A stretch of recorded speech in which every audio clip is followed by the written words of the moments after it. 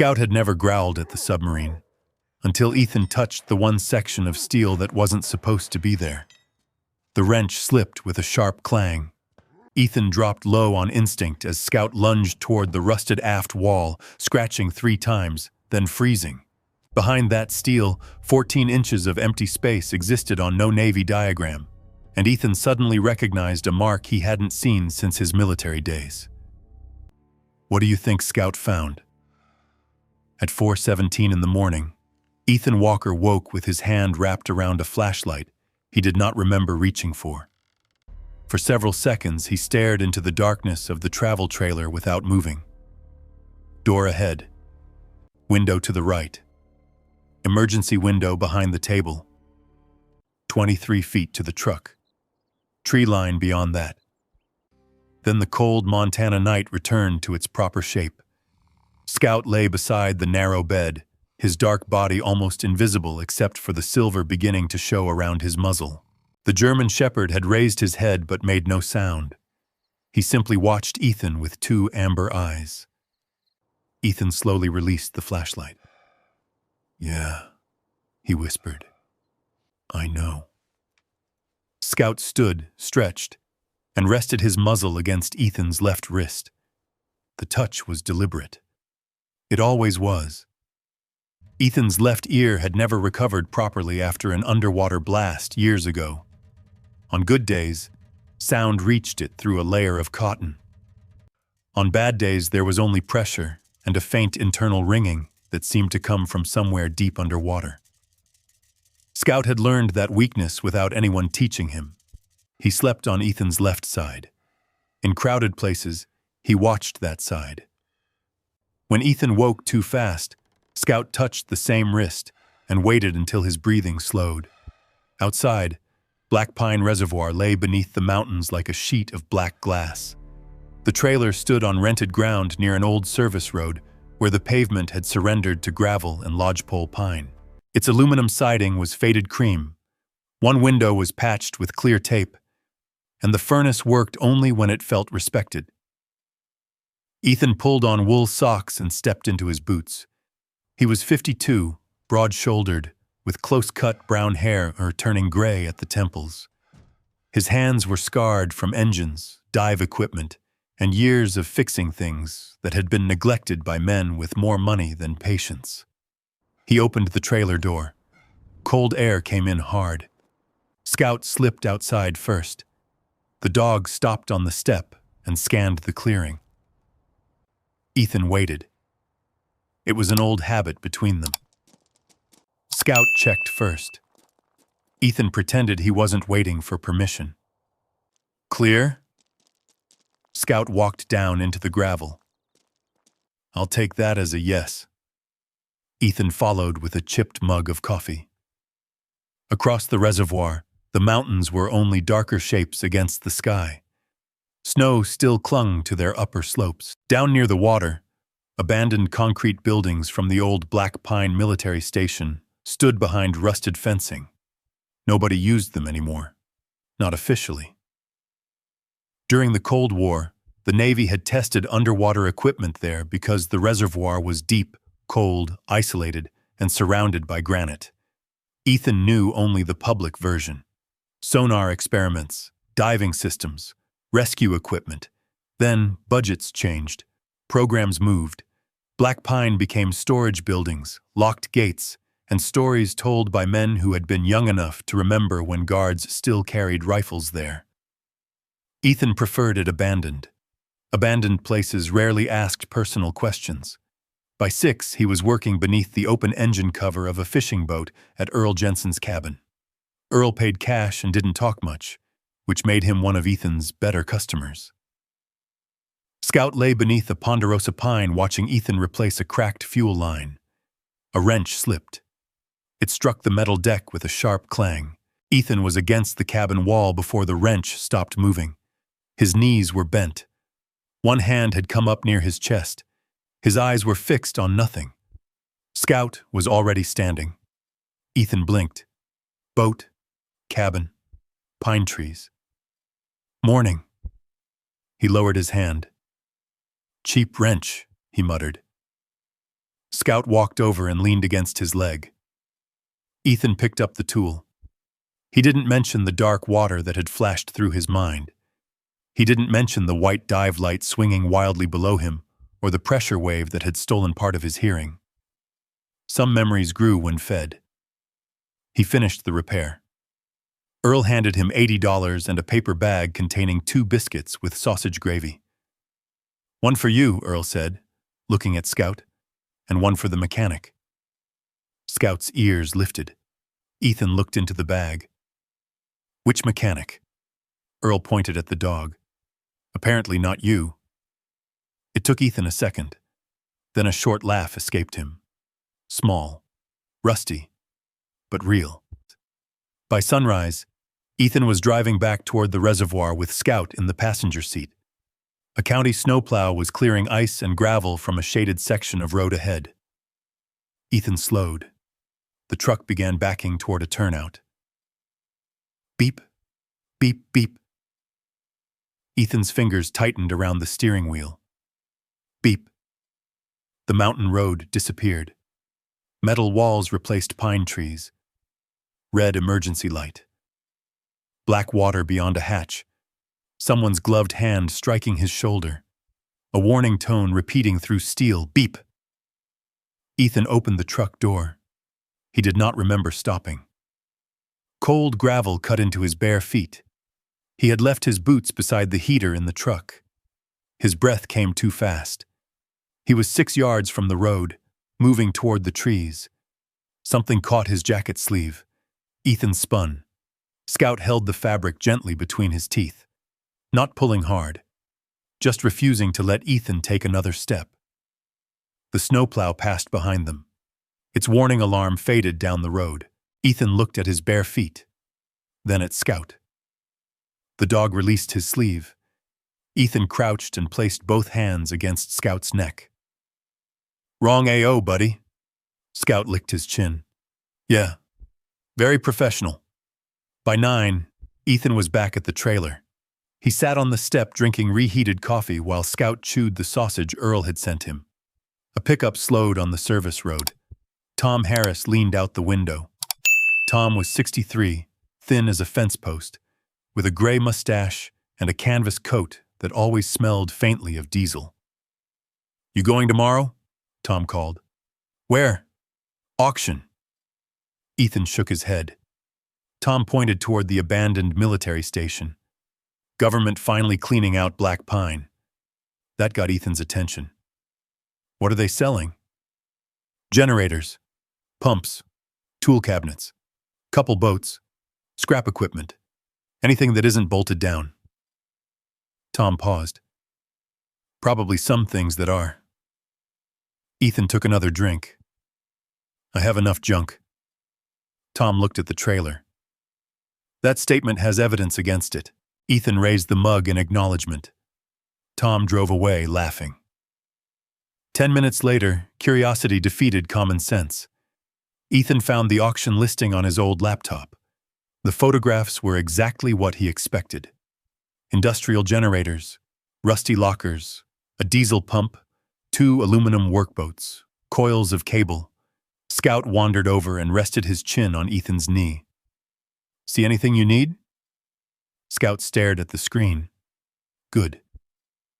"Neither do I." Ethan scrolled, then stopped.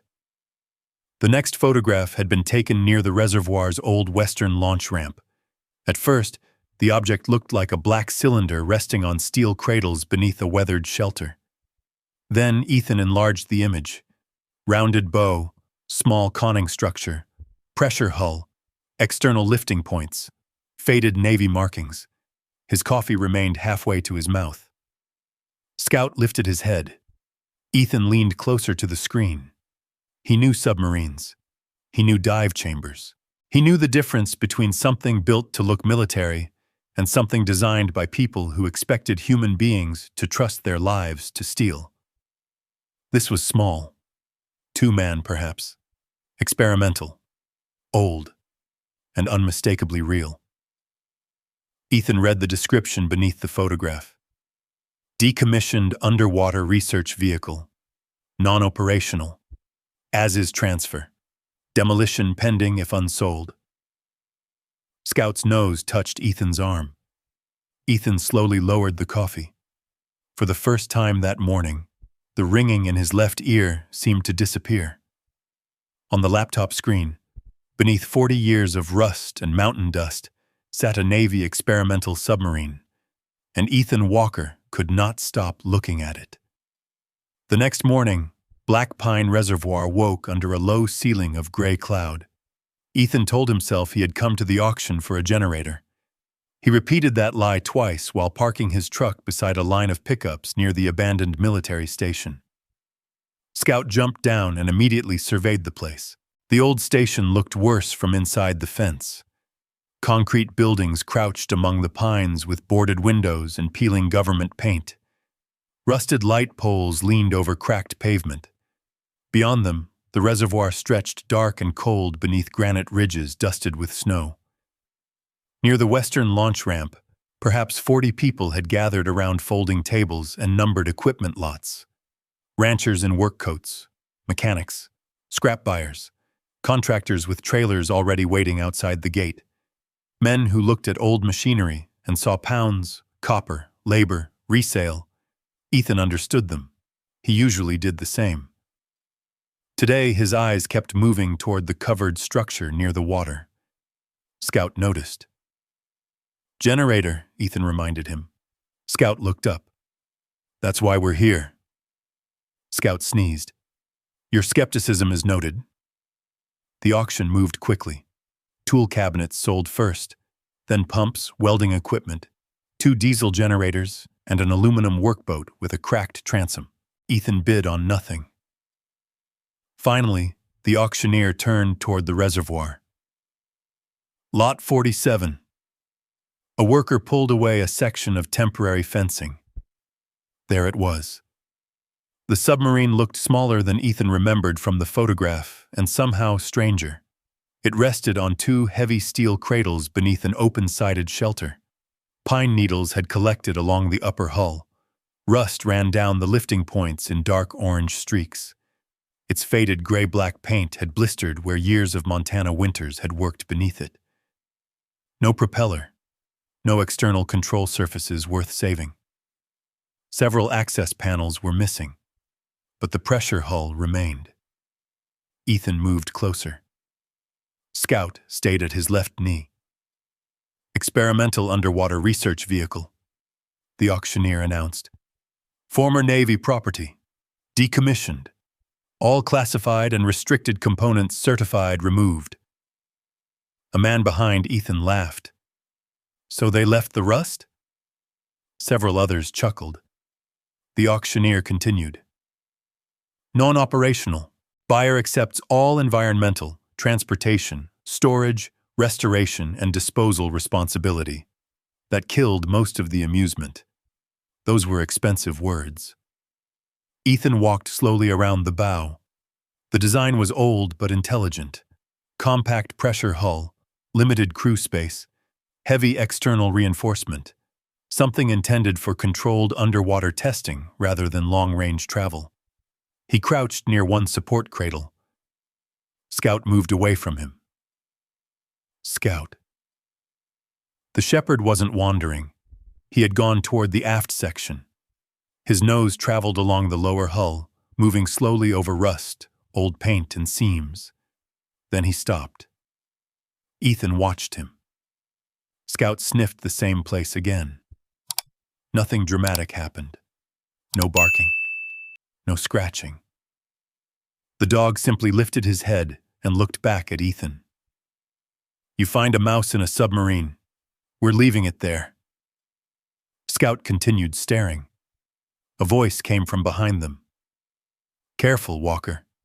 He might find the warranty." More laughter. Ethan turned. A heavy-set man in a Price Industrial Recovery jacket stood with 2 workers. Ethan knew him by sight. Dale Mercer, Gavin Price's demolition foreman. Dale nodded toward the hull. "Company's scheduled to cut that thing once the transfer window closes." "How long has it been sitting here?" Ethan asked. "Long enough to become expensive." Dale slapped one steel cradle. Pressure hulls not worth the headache. Contaminated coatings, transport permits, cutting plan. Price Industrial gets paid to make problems disappear. Ethan looked back at the submarine. Dale grinned. Don't fall in love with it. Wasn't planning to. Good. Love's expensive. Scrap is worse. The auctioneer called everyone together. Lot 47 has no commercial reserve. Administrative transfer minimum is $9. For a moment, nobody spoke. Someone said, 900? $9. The laughter came immediately. One rancher raised both hands. I'll pay $9 if you promise not to give it to me. Another man shouted, throw in the lake! Dale Mercer looked toward Ethan. Come on, Walker. Government finally found one washed-up sailor willing to buy another. That one landed harder. Ethan's jaw tightened. His right hand closed once. Scout stepped against his left leg, not restraining him, reminding him where he was. Gray sky, cold reservoir, auction yard, no threat.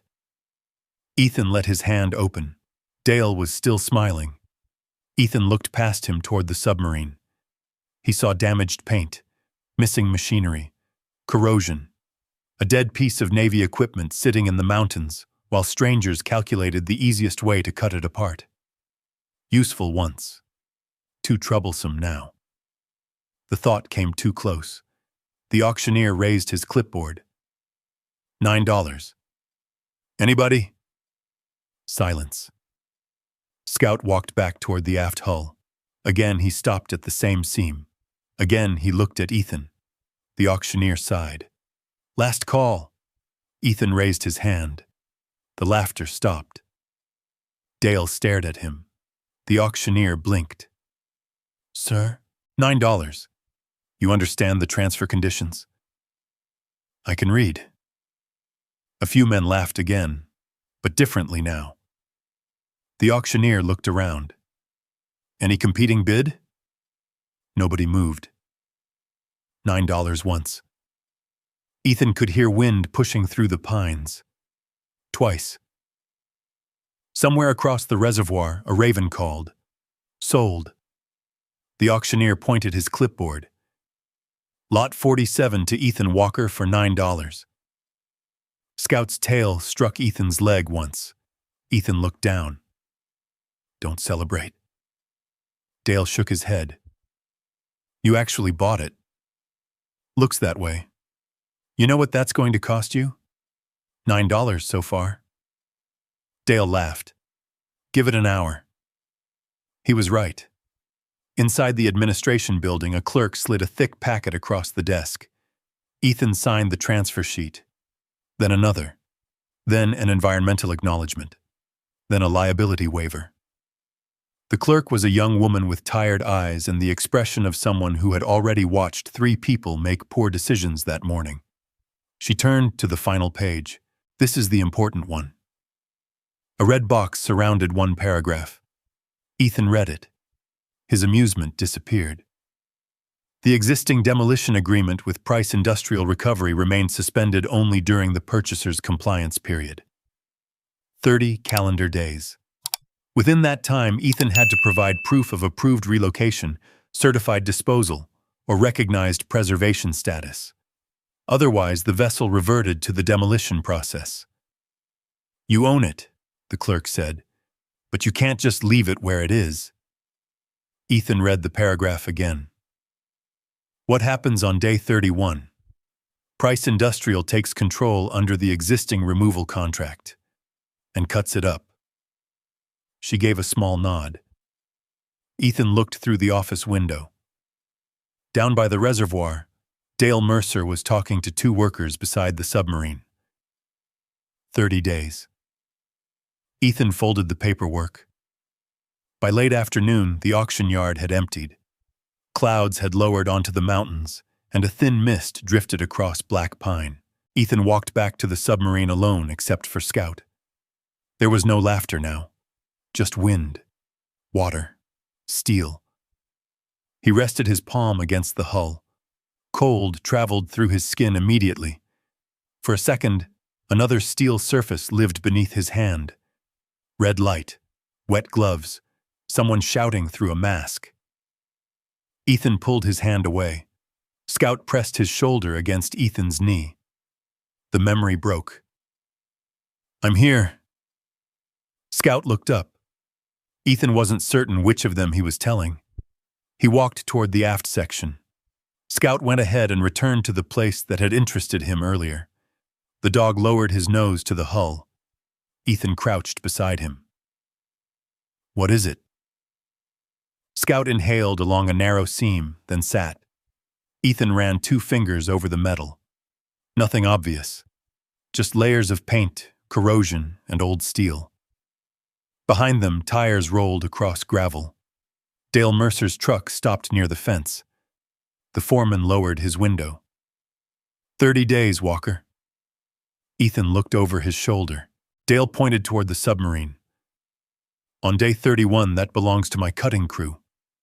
The truck pulled away. Ethan remained crouched beside Scout. $9 had bought him a submarine. The paperwork had bought him something else. 30 days to prove the rusting vessel mattered before men with torches turned it into scrap. Scout touched his nose to the strange seam once more. Then he looked at Ethan. 3 mornings later, Ethan had learned 2 things about owning a submarine. The first was that $9 bought very little. The second was that rust had remarkable job security. He stood beneath the open hatch with a battery lantern hanging from one hand and a toolbox in the other. Scout waited below, watching him test the first ladder rung with his boot. 30 days, Ethan said. 27 now. Scout tilted his head. Helpful. Ethan climbed inside.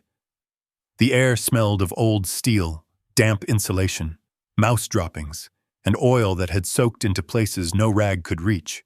Much of the equipment had been stripped before auction. Empty brackets marked where instruments had once been mounted. Cut wires protruded from panels. Faded warning labels remained above valves that no longer connected to anything. But the bones were still there. Pressure hull, bulkheads, access passages, emergency fittings. A machine built for people who understood that underwater every careless shortcut eventually sent an invoice. Ethan began documenting everything. Photograph, measure, write, move on.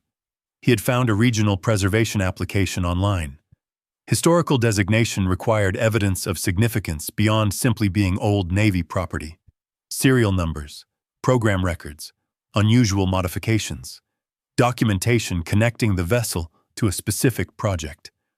Without that, it was scrap with paperwork. By noon, Ethan had filled 6 pages of a notebook. Something else had happened too. His mind had become quiet, not empty, ordered. Valve 12, bracket 14, cut wiring, corrosion beneath starboard conduit, missing gauge. One problem at a time. Inside the narrow hull, the world could not approach from every direction. There was a hatch behind him and a passage ahead. Every object had a location. Every task had an order. Scout climbed down after Ethan placed a rubber mat beneath the ladder. The shepherd moved carefully through the submarine, nose working, paws making soft taps against the deck. Ethan pointed toward a section of exposed wiring. "Don't lick the Navy." Scout ignored him. "Good policy generally." A shadow crossed the open hatch above. Then a wrench slipped from Ethan's hand. It struck the deck. Clang! Ethan moved before thought arrived. His shoulder hit the bulkhead. His right hand went toward a weapon that had not been on his body for years. The submarine disappeared. Black water, a swinging dive lamp, bubbles racing past his mask. Someone's fin kicking through darkness. Contact. Ethan blinked. Scout was pressed against his knee. No barking. No whining. Just wait. Ethan stared at the wrench lying 3 feet away. His fingers slowly opened. Dropped it. Scout remained where he was. I noticed. The dog leaned harder. Ethan put one hand on his back. The steel became steel again.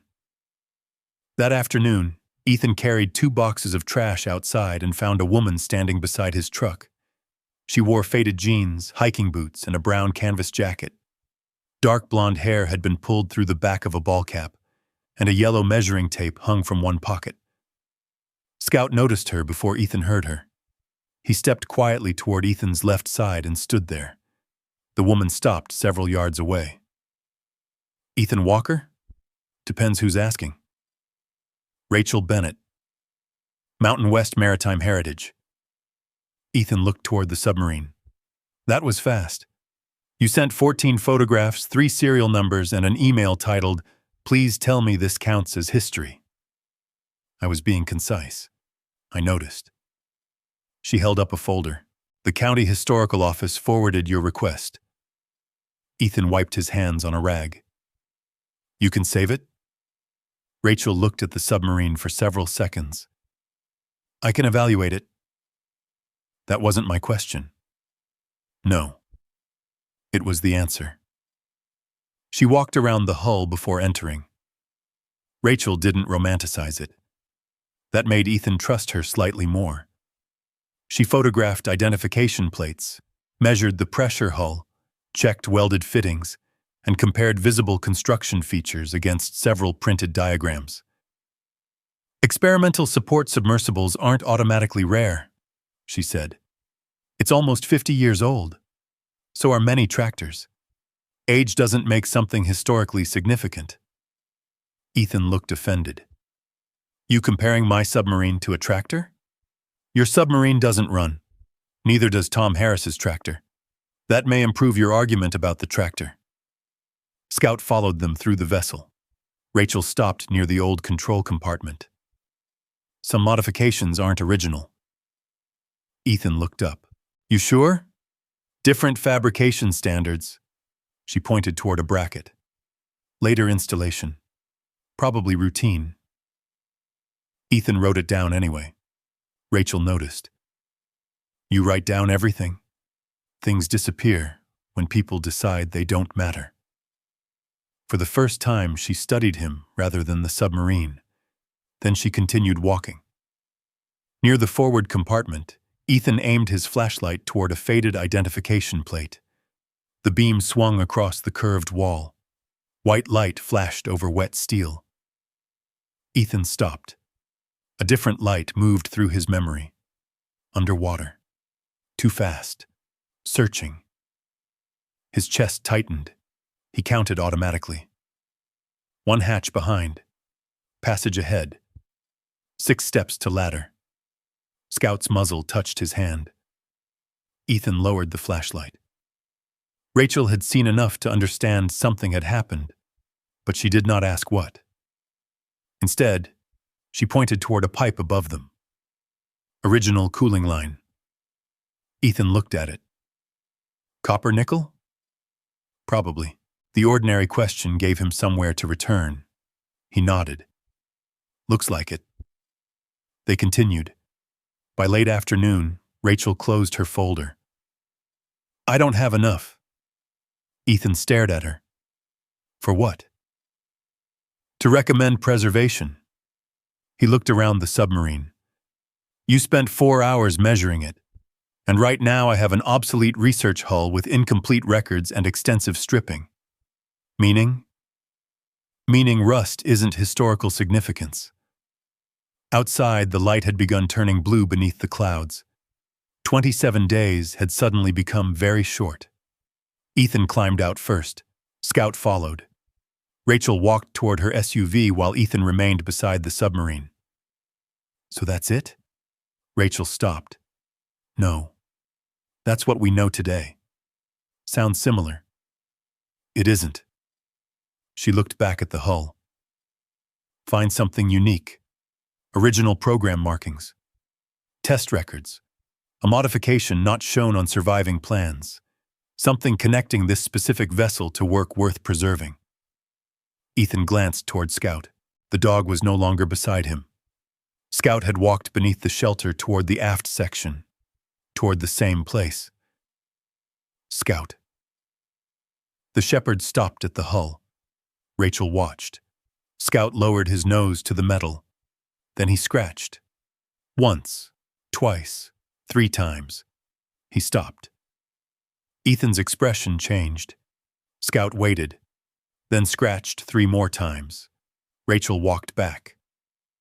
What does that mean? He's been interested in that spot since the auction. In what way? Like that. Ethan crouched beside Scout. The seam looked no different than before. Rachel pulled a flashlight from her jacket and angled it along the hull. Nothing. She looked toward the access hatch. Inside. They climbed back into the aft compartment. Scout followed until the passage narrowed, then stopped. Ethan moved to the interior wall corresponding roughly with the place Scout had scratched outside. Gray steel, old pipes, painted brackets. Nothing remarkable. Rachel opened her folder and removed a photocopy of the vessel's surviving layout. She checked a reference point. Then another.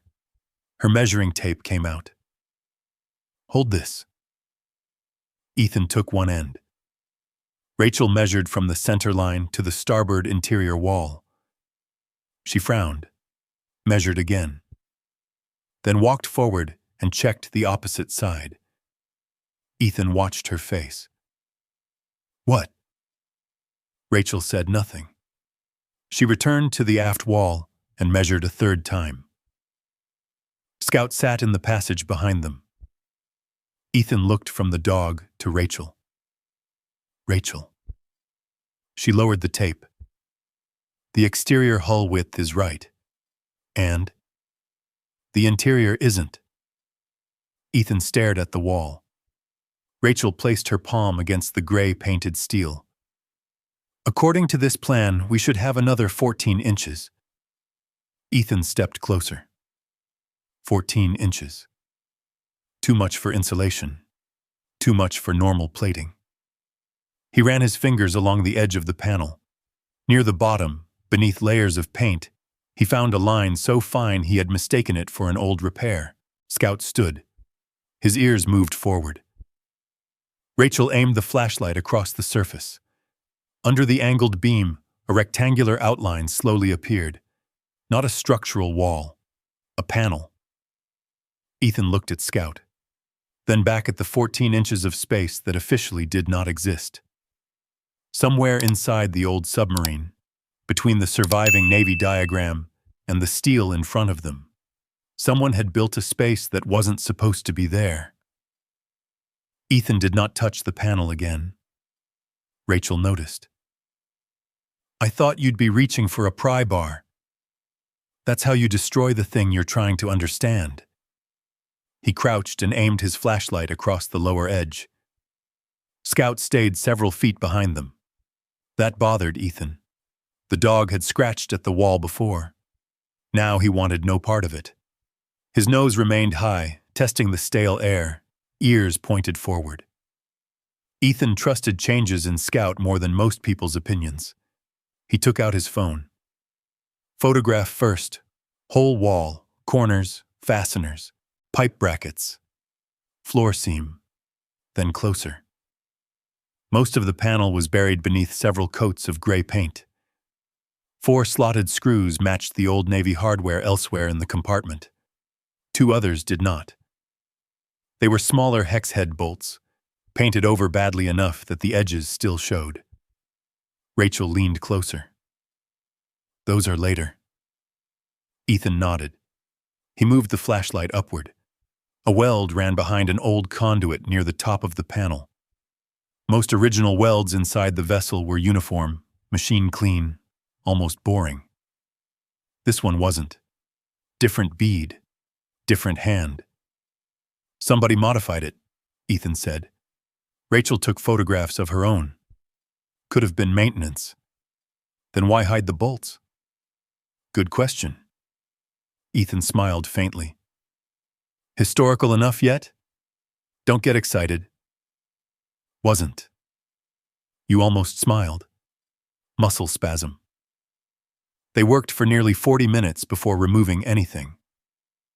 Ethan marked each fastener with tape and numbered it. Rachel wrote the positions in her notebook. Only then did Ethan reach for a socket. The first newer bolt turned easily. The second did not. He applied pressure. Metal squealed. For half a second, the sound became something else. A regulator screaming under pressure. Dark water. A hand disappearing beyond the reach of his light. Ethan stopped turning. Scout crossed the compartment immediately. His shoulder pressed against Ethan's leg. Rachel lowered her flashlight. She waited. No question. No pity. Ethan swallowed and looked at the bolt. Stubborn. Take your time. He changed tools. The bolt came free. When the final fastener was removed, nothing happened. The panel remained in place. Ethan examined the bottom seam. There, a thin line of hardened sealant. He worked a flat plastic wedge beneath one corner rather than using steel. The seal cracked. A faint smell escaped. Dry canvas, old rubber, metal, something stale enough to belong to another decade. Rachel's expression changed. That space has been sealed a long time. Ethan pulled gently. The panel moved half an inch. Scout backed up. Ethan stopped. What? Scout stared at the opening. No growl, no raised hackles, just attention. Ethan widened the gap. Cold air touched his knuckles. Rachel aimed her flashlight inside. The beam disappeared into darkness. 14 inches, she whispered, maybe more between the ribs. Together they eased the panel outward. Behind it was a narrow cavity extending along the curve of the pressure hull. No body, no gold, no weapon, nothing dramatic. At first, a cylindrical container lay strapped horizontally against a support rib. Beside it rested a bundle of photographs inside a deteriorated plastic sleeve. A military dive watch sat wrapped in yellowed cloth. Beneath that was a small microcassette recorder, its battery compartment corroded white. Rachel let out a slow breath. Well, Ethan looked at her. That's your professional reaction? My professional reaction has paperwork. Terrifying. She gave him a warning look. Don't touch anything yet. Ethan had no intention of doing so. He photographed the cavity exactly as they found it. The cylinder carried no visible classification markings, only a strip of faded tape with numbers written in black ink. Rachel read them. Coordinates? Could be. Recognize them? No. They removed the objects one at a time using gloves and placed them on clean cloth in the compartment. The cylinder opened only after Rachel documented its seal. Inside were folded papers protected by waxed wrapping. Test notes, handwritten numbers, equipment diagrams. Pages covered in timing intervals Ethan did not immediately understand. Rachel's excitement became visible despite her attempt to hide it. This could establish program history. Ethan looked at the papers. So the rust is becoming important? Don't push your luck. Scout sniffed the air near the photographs but didn't approach. Ethan picked up the sleeve by its edges. The first image showed 3 men beside the submarine while it floated at a dock. Bell-bottom work trousers, navy jackets, mountains rising behind them. Black pine. Another showed the submersible suspended from a crane. Another showed 2 divers entering the reservoir through broken spring ice. Ethan studied their equipment. Old double-hose backup rigs, heavy exposure suits, primitive compared with what he had trained on. Still recognizable. Men trusting rubber, steel, procedure, and each other. He moved to the next photograph. 4 men stood beneath the shelter outside. 1 wore civilian coveralls. 2 wore Navy uniforms. The 4th stood slightly apart. Ethan stopped breathing. Rachel noticed. What? He didn't answer. The man's hair was darker in the photograph. His shoulders were straighter. He looked perhaps 35. But Ethan knew the eyes. He knew the narrow face. He knew the way the man's mouth pulled slightly downward even when he was amused.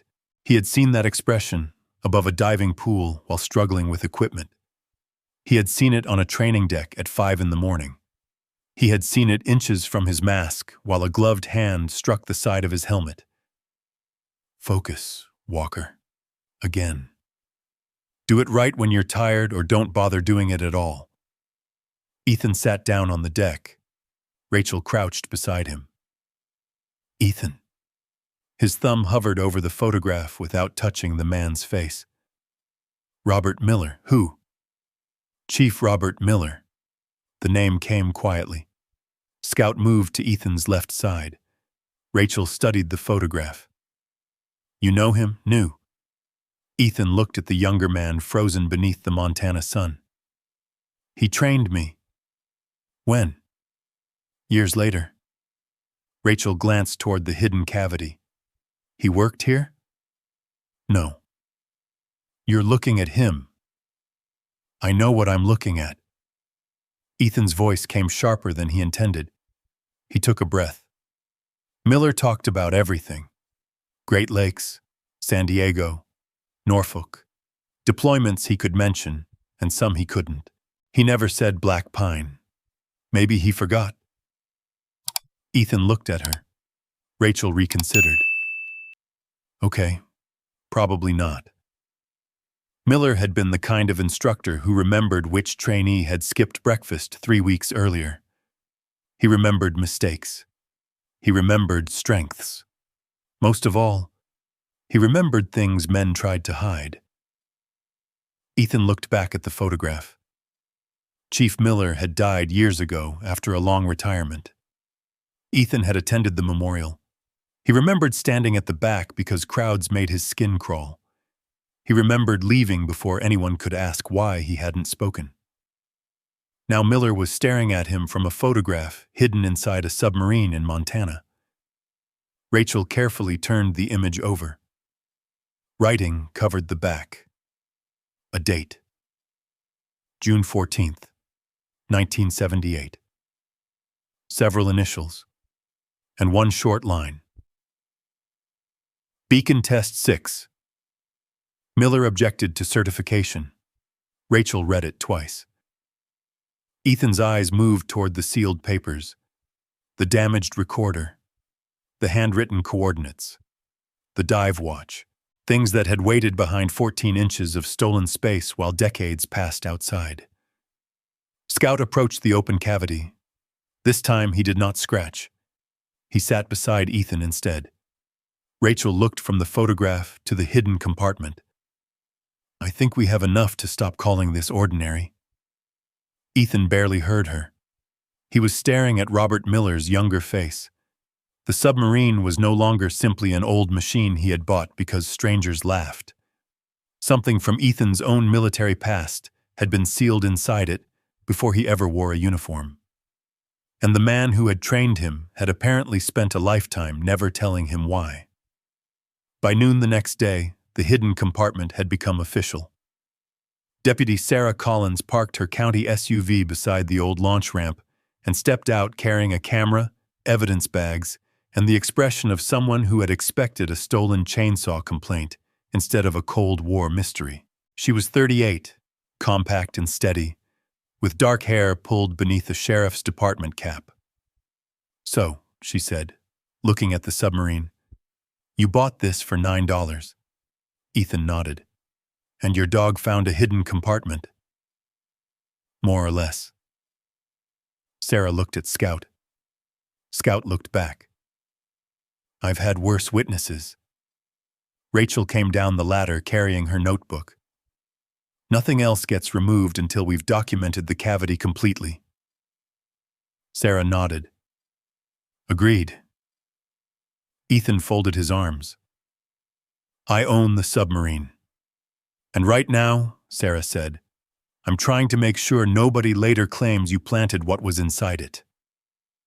That ended the argument. Ethan understood chain of custody. He just disliked being on the civilian side of it. They spent the morning photographing every object again. Rachel contacted the regional museum and arranged for the documents and photographs to be stored temporarily in a controlled archive room. Sarah logged each transfer. The microcassette recorder presented a different problem. Its batteries had leaked decades ago. "Don't turn it on," Rachel warned.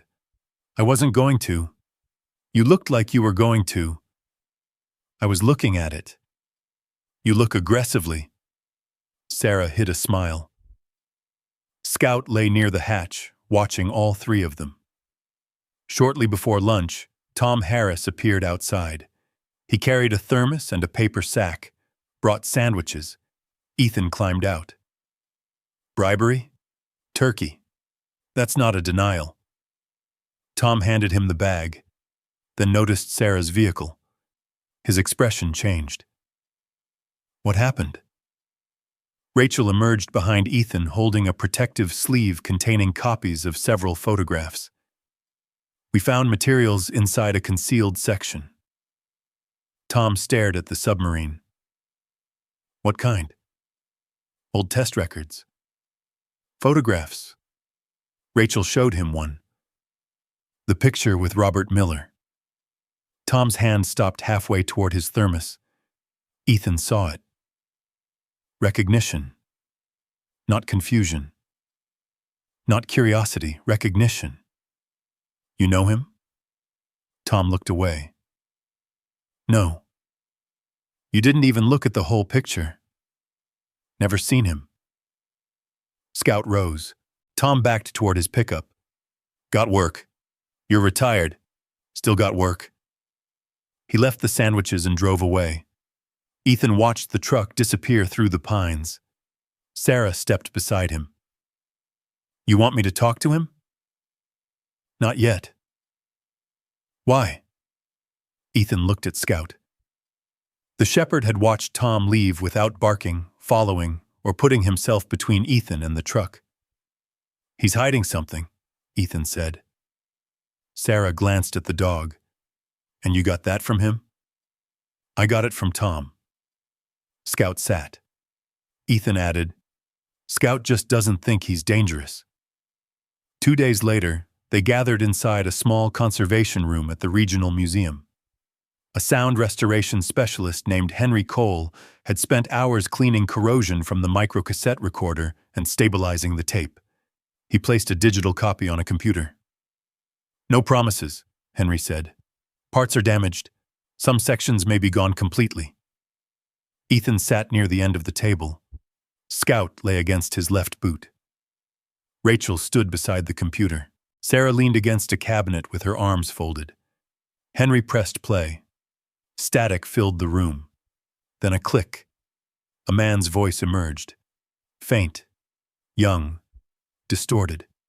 "Test sequence 4. Black Pine Station." Ethan stopped moving. He knew that voice. Not this version of it.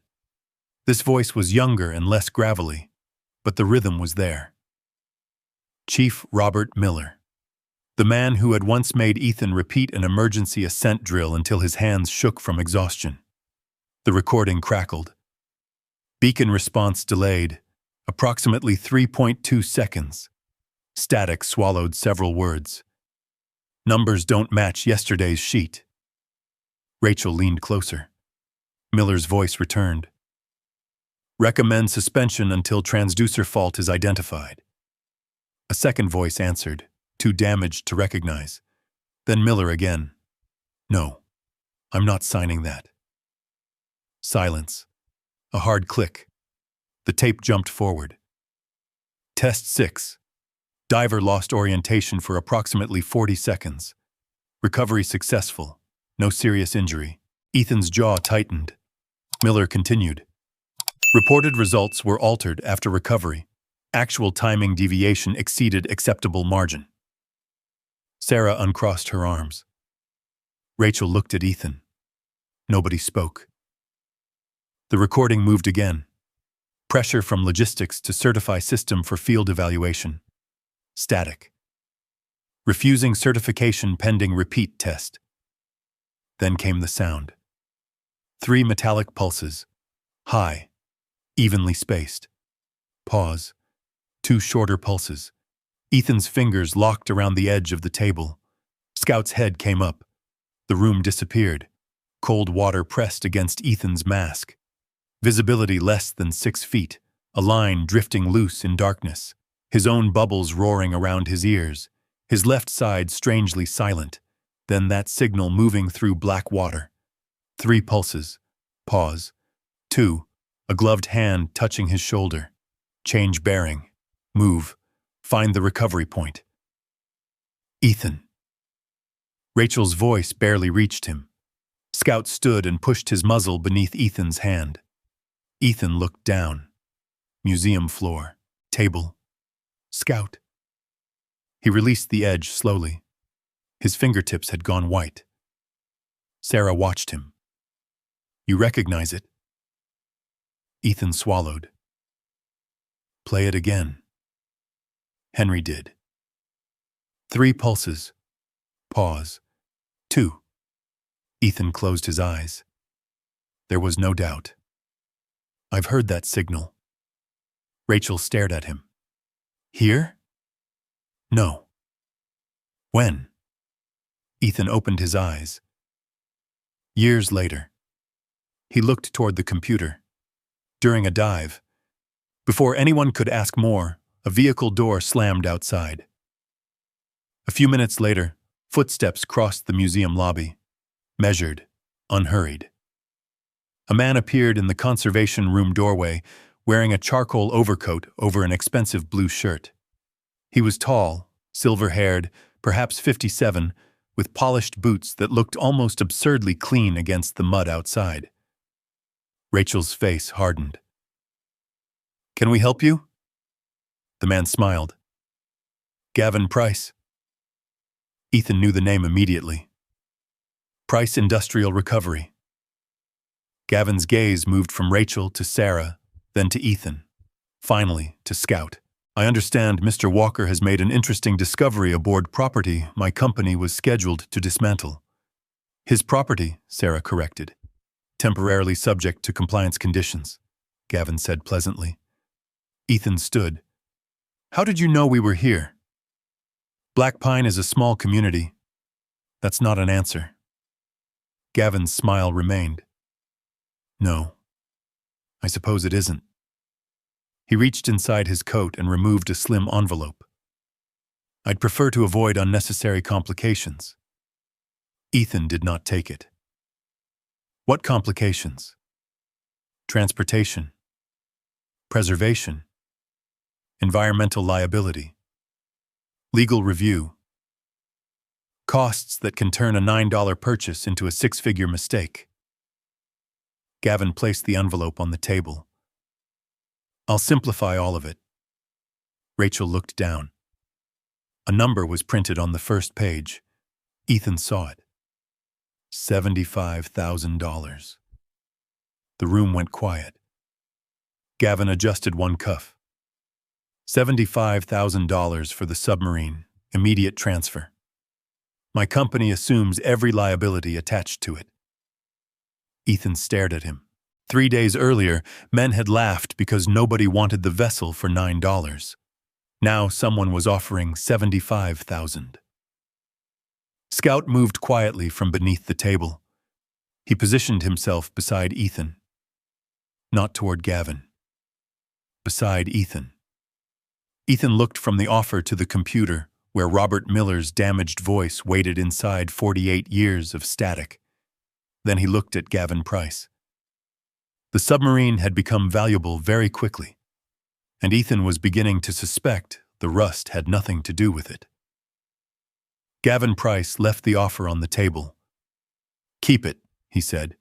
Think about what $75,000 changes. Then he walked out of the museum as calmly as he had entered. Ethan watched through the window as Gavin crossed the muddy parking lot. The polished boots bothered him, not because they were expensive, because they were clean. Everyone else who had been near Black Pine that week carried the place on them. Mud around the heels, pine needles caught in truck mats, rust on cuffs. Gavin had come prepared not to touch anything. Ethan looked down at the offer. Scout nudged his hand. "Don't start." The shepherd sat. "You don't understand money." Scout blinked. "That's probably why you sleep better." That night, Ethan did not. Wind moved through the trees around his trailer. At 1:36, he checked the door. At 2:11, he woke because a branch scraped the roof. At 3:04, he was sitting on the edge of the bed with the diving signal repeating inside his head. 3 pulses. Pause. 2. Scout climbed up beside him and placed his muzzle across Ethan's left thigh.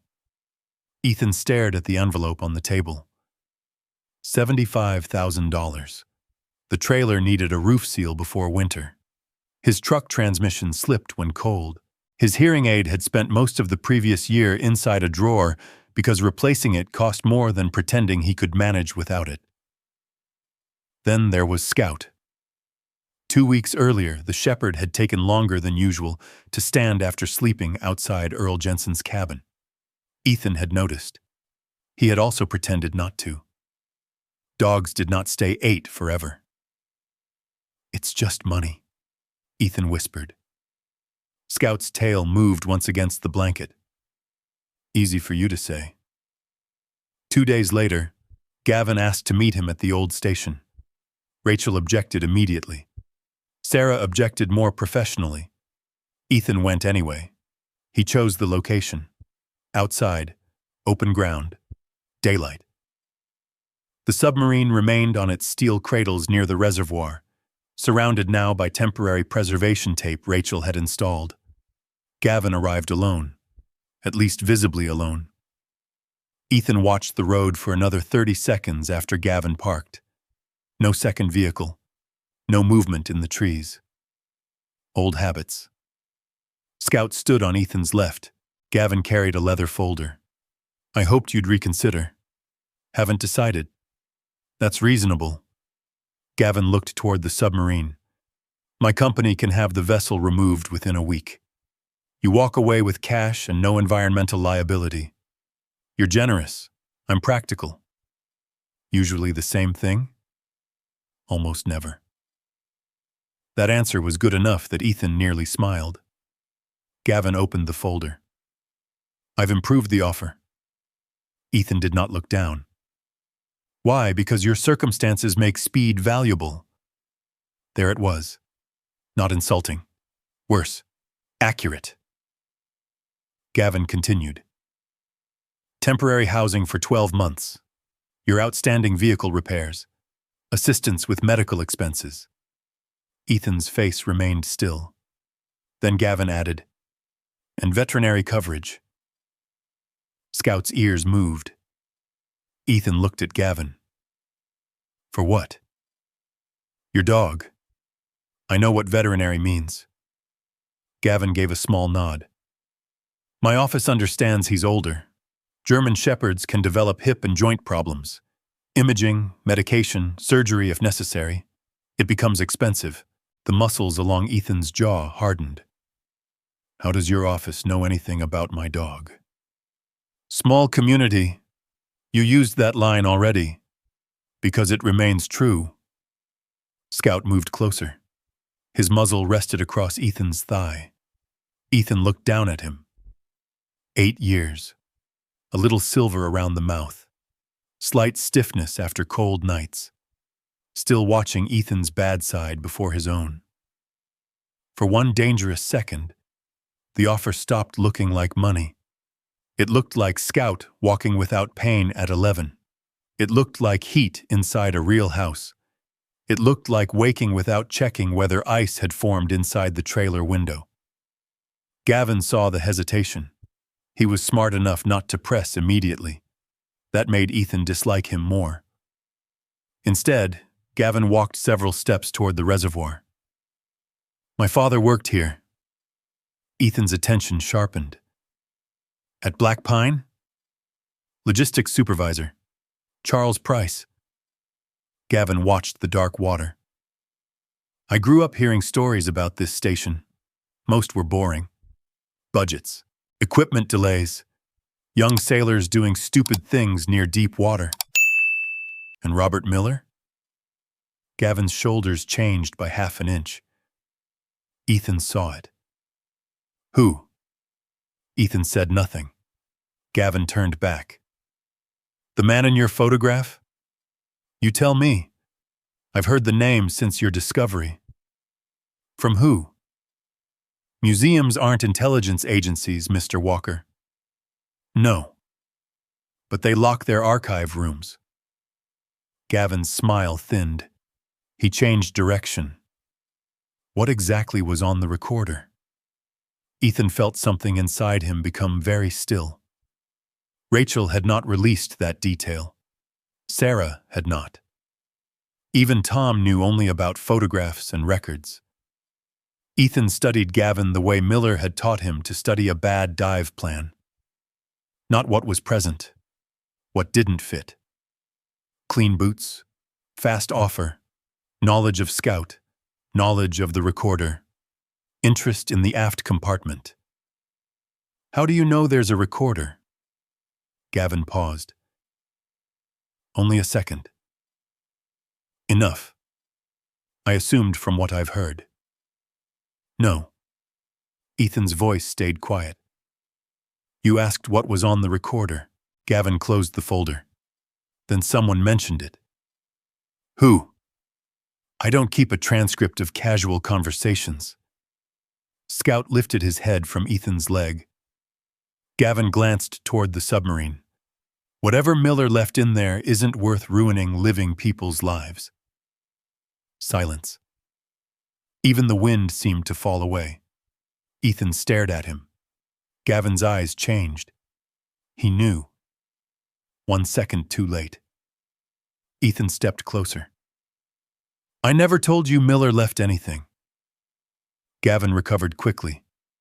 You just mentioned him. I asked if you knew him. And I've heard about the photograph. No. Ethan pointed toward the submarine. You said whatever Miller left in there. Gavin's expression hardened. The friendly businessman did not disappear completely. He simply stopped working so hard. My father spent 27 years building a career after this station closed. Hundreds of families now depend on a company carrying his name. Old accusations have consequences. What accusations? You're proving my point. Ethan almost laughed. You keep answering questions I haven't asked. Gavin looked at Scout, then at Ethan. You've lived in that trailer almost 2 years. Ethan's eyes narrowed. Careful.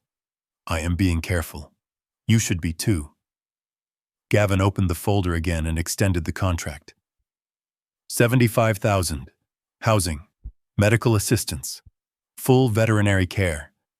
You surrender the vessel, and my company handles everything else. Ethan took the papers. For a moment, Gavin believed he had won. Ethan folded them once, then again. He placed them back into Gavin's hand. No.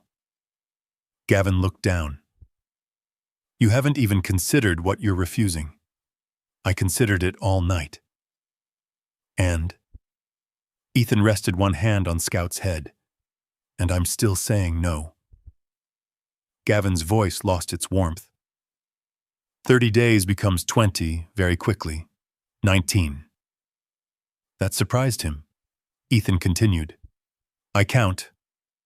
Gavin slipped the folded contract into his coat. Then count carefully. He walked back toward his vehicle. Scout watched until the SUV disappeared through the abandoned station gate. Only then did Ethan breathe fully. His hand was shaking. He shoved it into his jacket pocket. Scout pressed against him. Ethan looked at the submarine. 19 days. A hidden wall. Robert Miller. A damaged recorder. A signal Ethan had heard years later beneath cold, black water.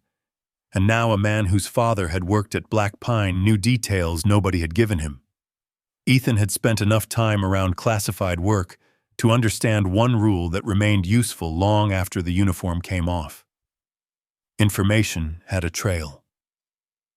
If Gavin Price knew what had been hidden inside that submarine before the discovery became public, then somewhere between Robert Miller's generation and Ethan's $9 purchase, someone had been guarding that trail.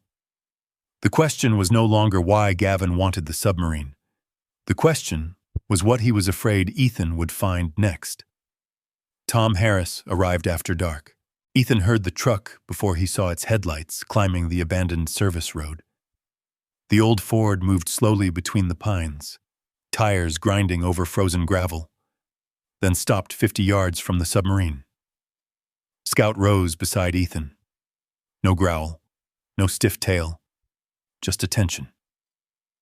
Tom stepped out carrying a dented thermos and an old canvas tool bag.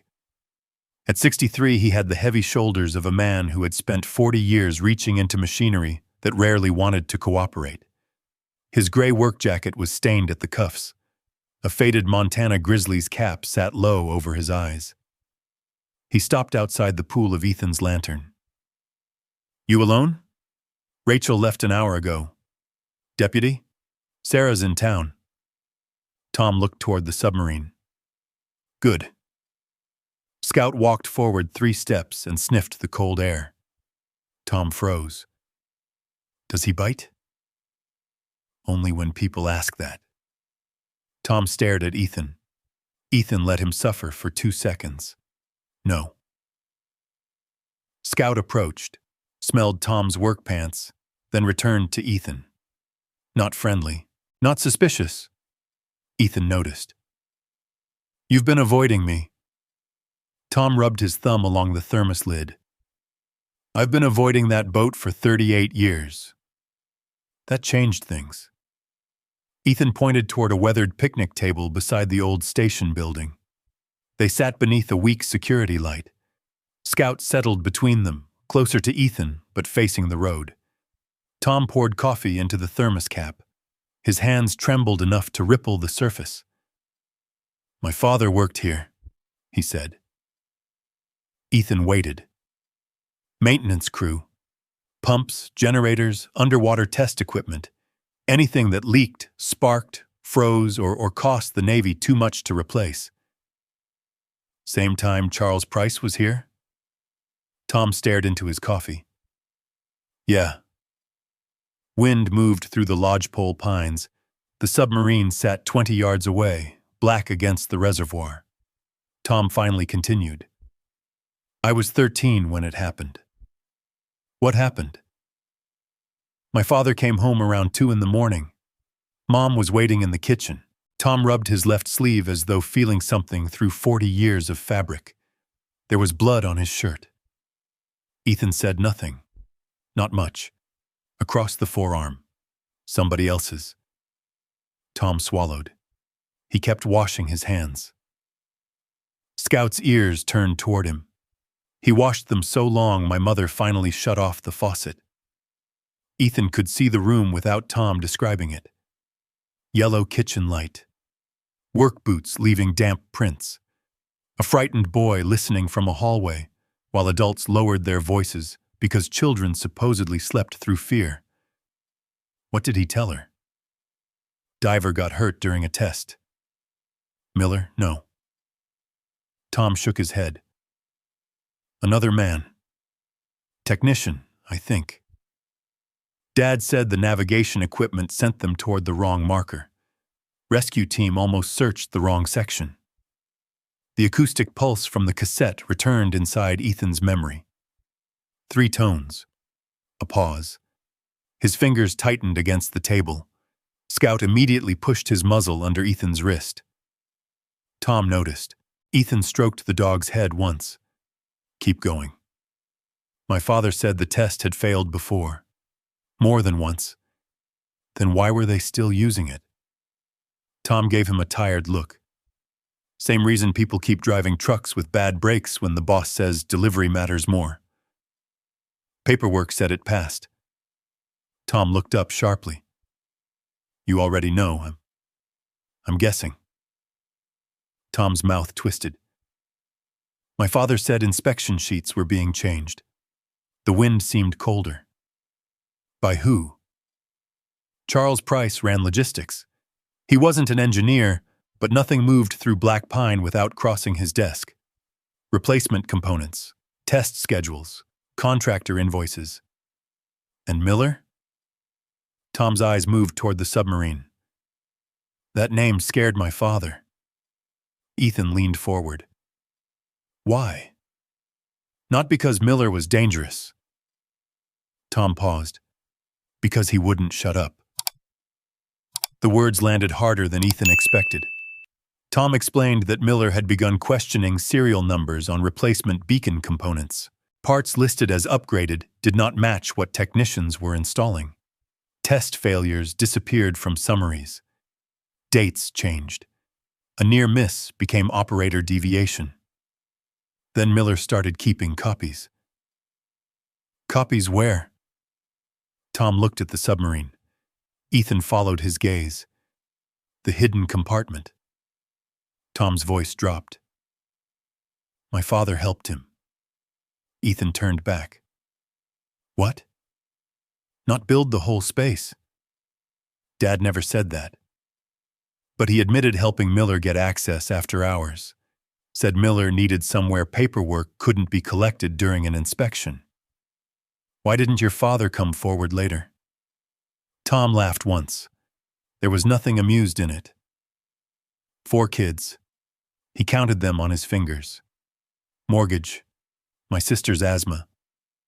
My mother didn't work outside the house.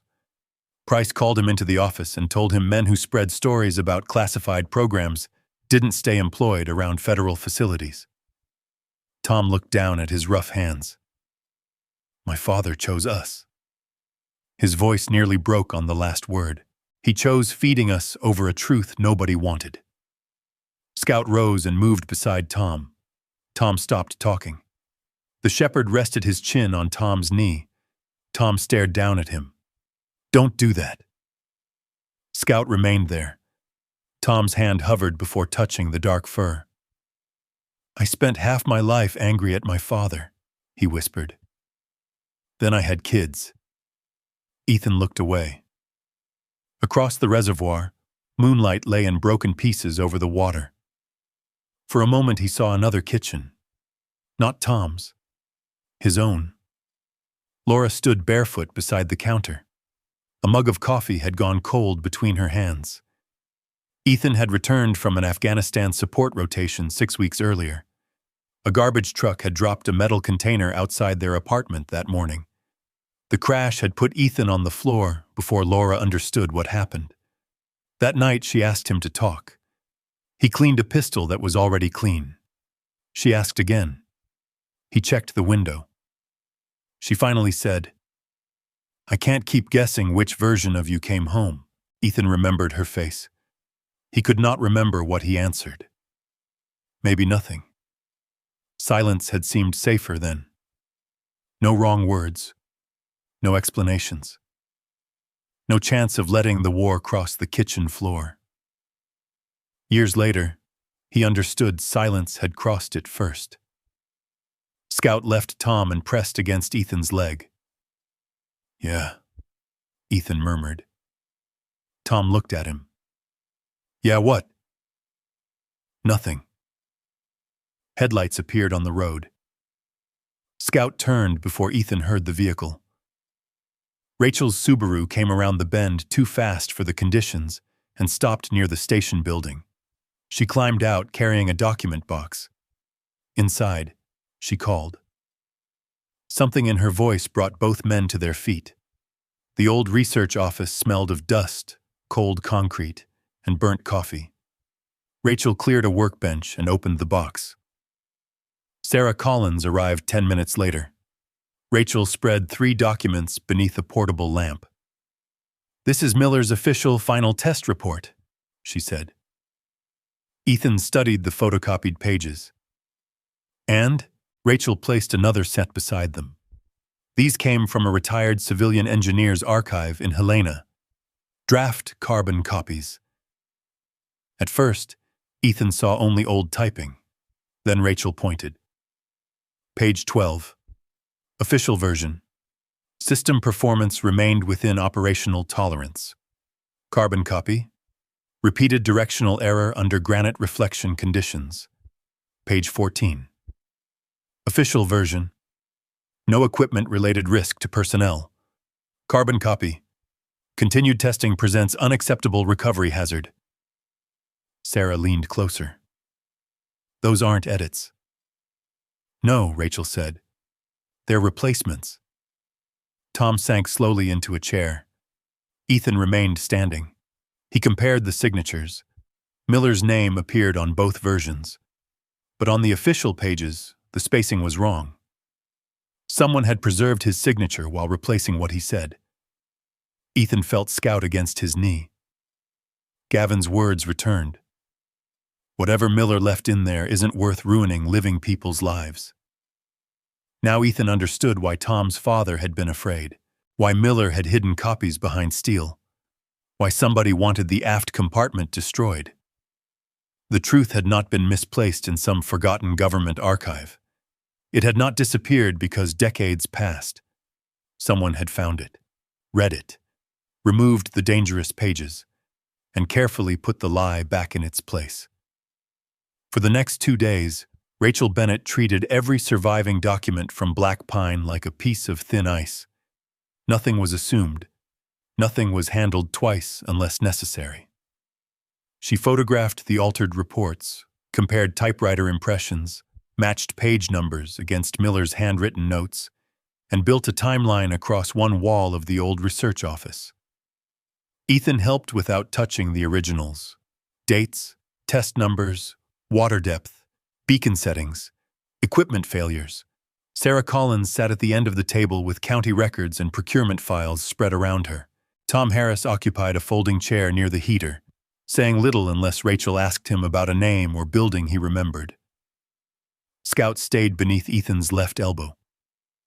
Outside, Black Pine Reservoir had gone still beneath a pale winter sky. Snow covered the granite shoulders above the lake. Wind moved through the lodgepole pines, brushing loose powder from the branches. Inside, the past was becoming louder. Rachel tapped a handwritten notation. Miller tested the beacon against underwater reflection. Ethan leaned closer. The emergency system had been simple in purpose. If a diver became disoriented or separated, an acoustic signal could guide him toward a recovery point. But Black Pine was a bad place for clean sound. Granite walls dropped beneath the reservoir. Narrow channels, steep rock faces, and changes in depth could bend or reflect acoustic pulses. Miller had found that under certain conditions, the beacon could give a diver the wrong direction. Not wildly wrong. That would have been easier to catch. Just enough. 10 degrees. 15. Enough to send a tired man farther from the recovery point while convincing him he was getting closer. Tom rubbed both hands over his face. My father called it the ghost compass. Rachel looked at him. He remembered that phrase? Yeah, said the divers hated it. Ethan stared at Miller's notes. Beside one failed test, Miller had written 3 words in block capitals. Do not certify. Someone had drawn a line through them. Rachel placed another page beside it. Miller didn't stop there. She showed Ethan a sequence of timing marks. The original beacon used evenly spaced pulses. Miller's correction changed the interval after the first 2 signals, creating a recognizable directional reference that helped separate the true source from a reflected return. Ethan looked at it. 2 short pulses. A pause. 1 longer tone. His breathing stopped. Scout stood. Nobody else noticed at first. Ethan's eyes remained on the paper. 2 short. Pause. Long. The fluorescent light above the table buzzed. Then the room disappeared. Cold water pressed against Ethan's mask. Blackness. No horizon. No surface. A green instrument glow trembling inches from his face.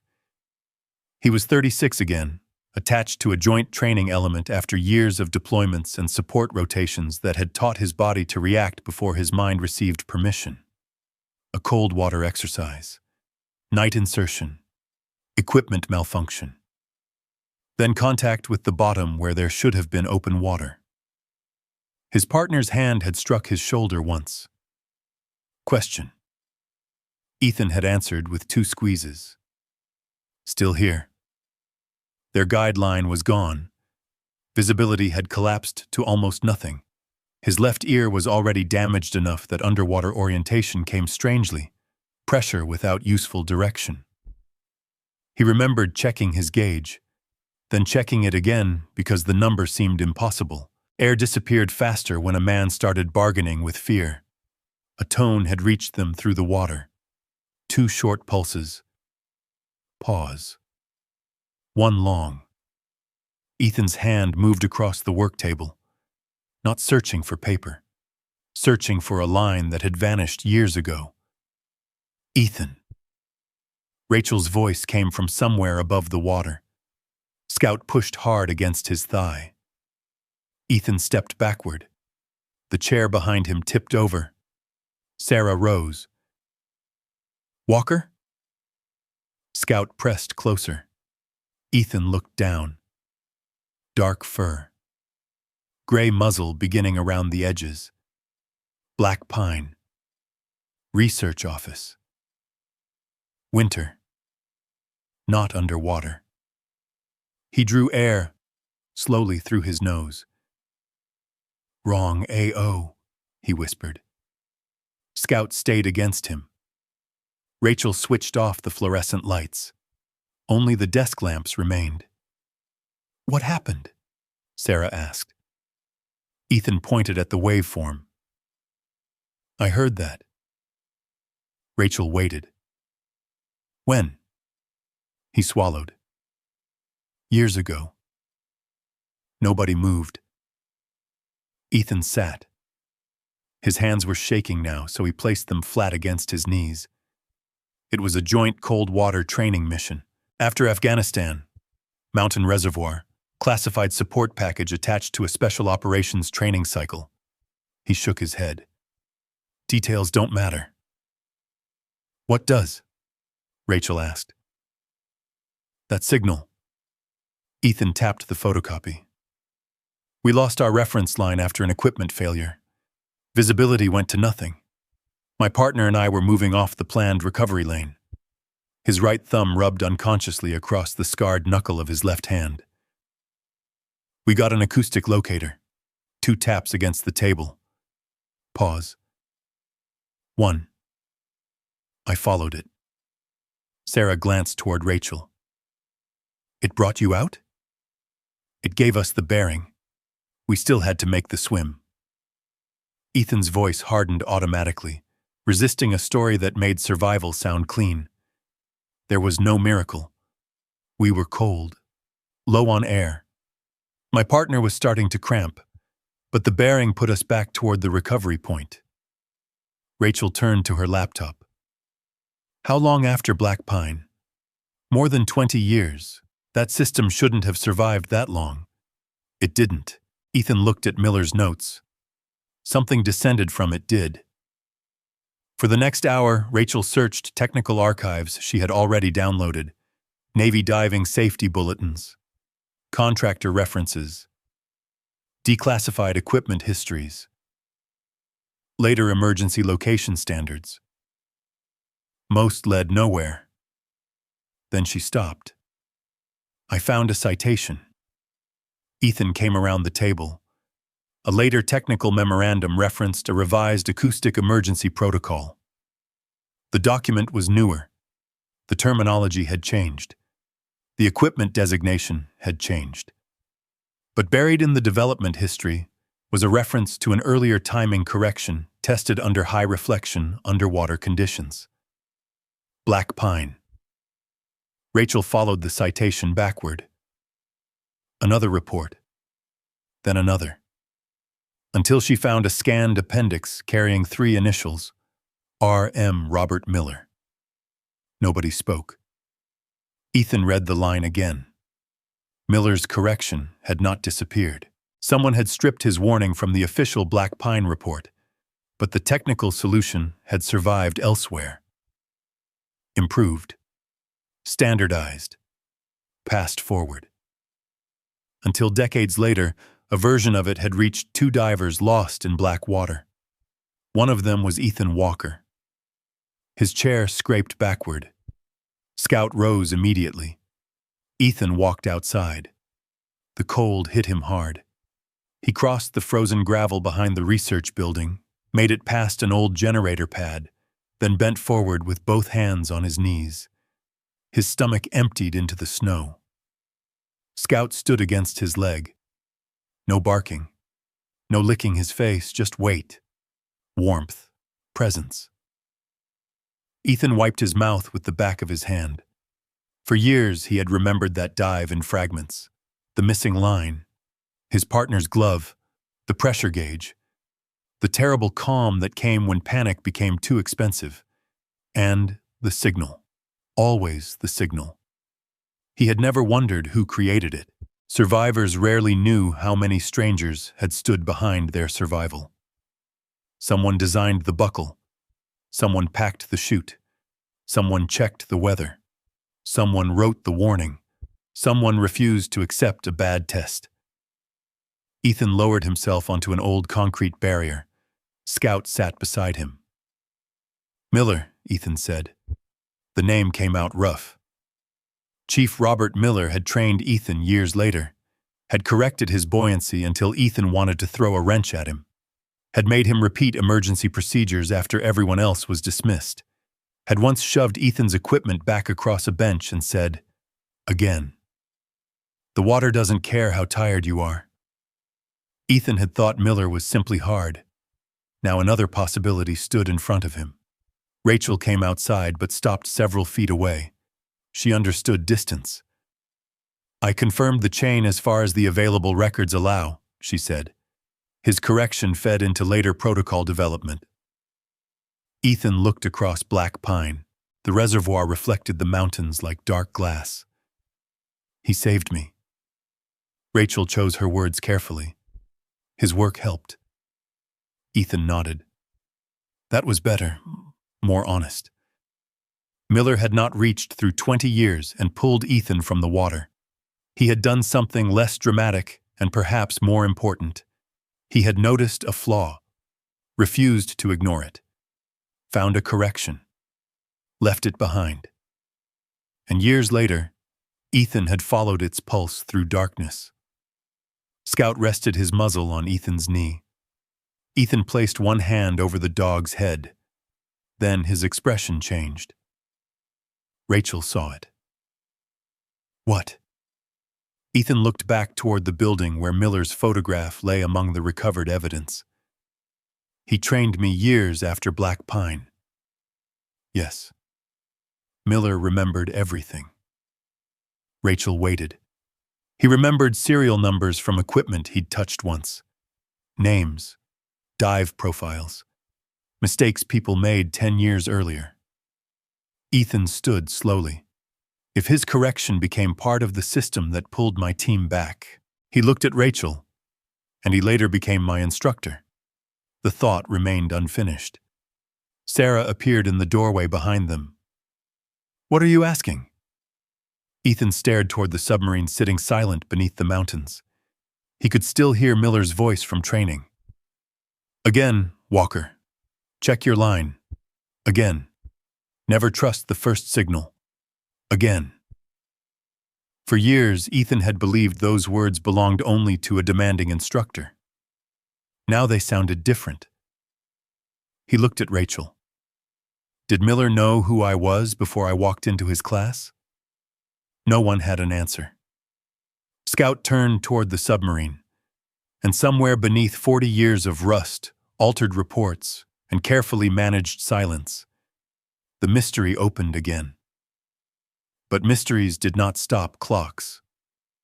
3 mornings later, Ethan found Rachel standing beside the submarine with her phone pressed to her ear and a look he had already learned to dislike.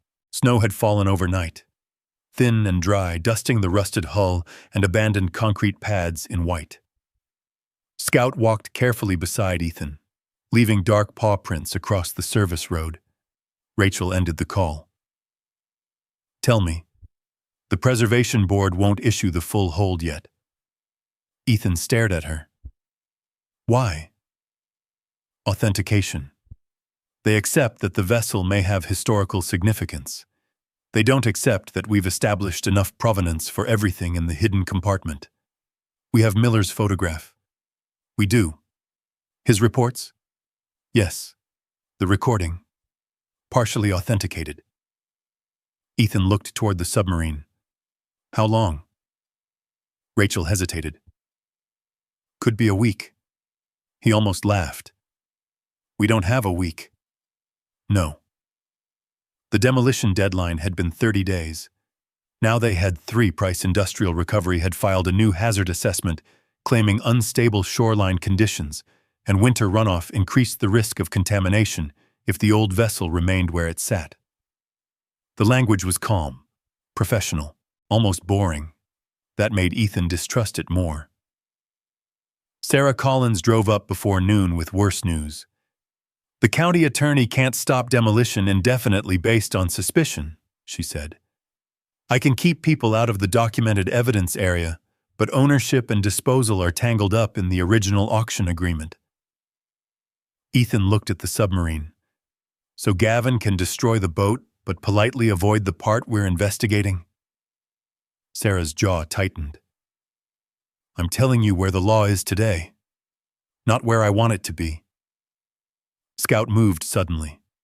A truck door had slammed behind Ethan on his left. He turned too fast. His hand came halfway up before he saw a delivery driver carrying a box toward the old station. Scout stepped between them. Ethan lowered his arm. The driver never noticed. Sarah did. You sleeping? Enough. That means no. Ethan walked away. That afternoon brought another notice. This one had nothing to do with the submarine. The owner of the land, where Ethan's travel trailer had been parked, was selling the parcel before spring. Ethan had 10 days to move. He read the letter twice inside the trailer, while Scout lay beside the little propane heater. The roof creaked under wind. A drop of melted snow found its way through the patched seam above the sink. It landed in a metal pot with a soft ping. Ethan looked around. 1 narrow mattress, 2 cabinets, a stove that worked when it felt respected, a photograph of Scout as a younger dog tucked beside the window. Everything he owned could be packed in an hour. Somehow that did not make leaving easier. Scout stood. His back legs took an extra second to straighten. Ethan noticed. Come here. Scout walked over. Ethan ran both hands down his shoulders, spine, hips. No cry, no obvious injury, but there was stiffness. The veterinary clinic in town had an opening the next morning. Ethan hated waiting rooms. Too many doors opening behind him, too many fluorescent lights, too many voices coming from directions his damaged ear could not place. Scout hated polished floors. They compromised by being miserable together. Dr. Karen Lewis examined Scout's hips and front legs, then showed Ethan the images. Early arthritis. Ethan looked at the cloudy edges on the screen. How bad? Right now? Manageable. Later? She gave him the kind of answer good doctors gave when they refused to sell certainty. We manage later when later gets here. Medication, joint supplements, regular movement, warm sleeping conditions, follow-up exams. Nothing catastrophic. Nothing cheap either. Scout sat against Ethan's boot while Dr. Lewis wrote the estimate. Ethan folded it without looking at the total a second time. When he returned to Black Pine, a black SUV was waiting beside the trailer. Gavin Price stood near the reservoir in a camel-colored coat. No mud on his boots. Again. Ethan left Scout inside the truck for the moment. What do you want? Gavin held out a folder. One final attempt at common sense. Ethan didn't take it. Your previous common sense was 75,000. This is 125. That got Ethan's attention despite himself. Gavin continued. Immediate payment. Temporary housing for 6 months. I assume all environmental obligations associated with the vessel. He paused. And veterinary expenses for Scout. Ethan's eyes sharpened. How do you know about the vet? Black Pine is a small community. No, it's a reservoir. Gavin smiled faintly. You understand my meaning. Ethan did. That was the problem. Gavin extended the folder. This time Ethan took it.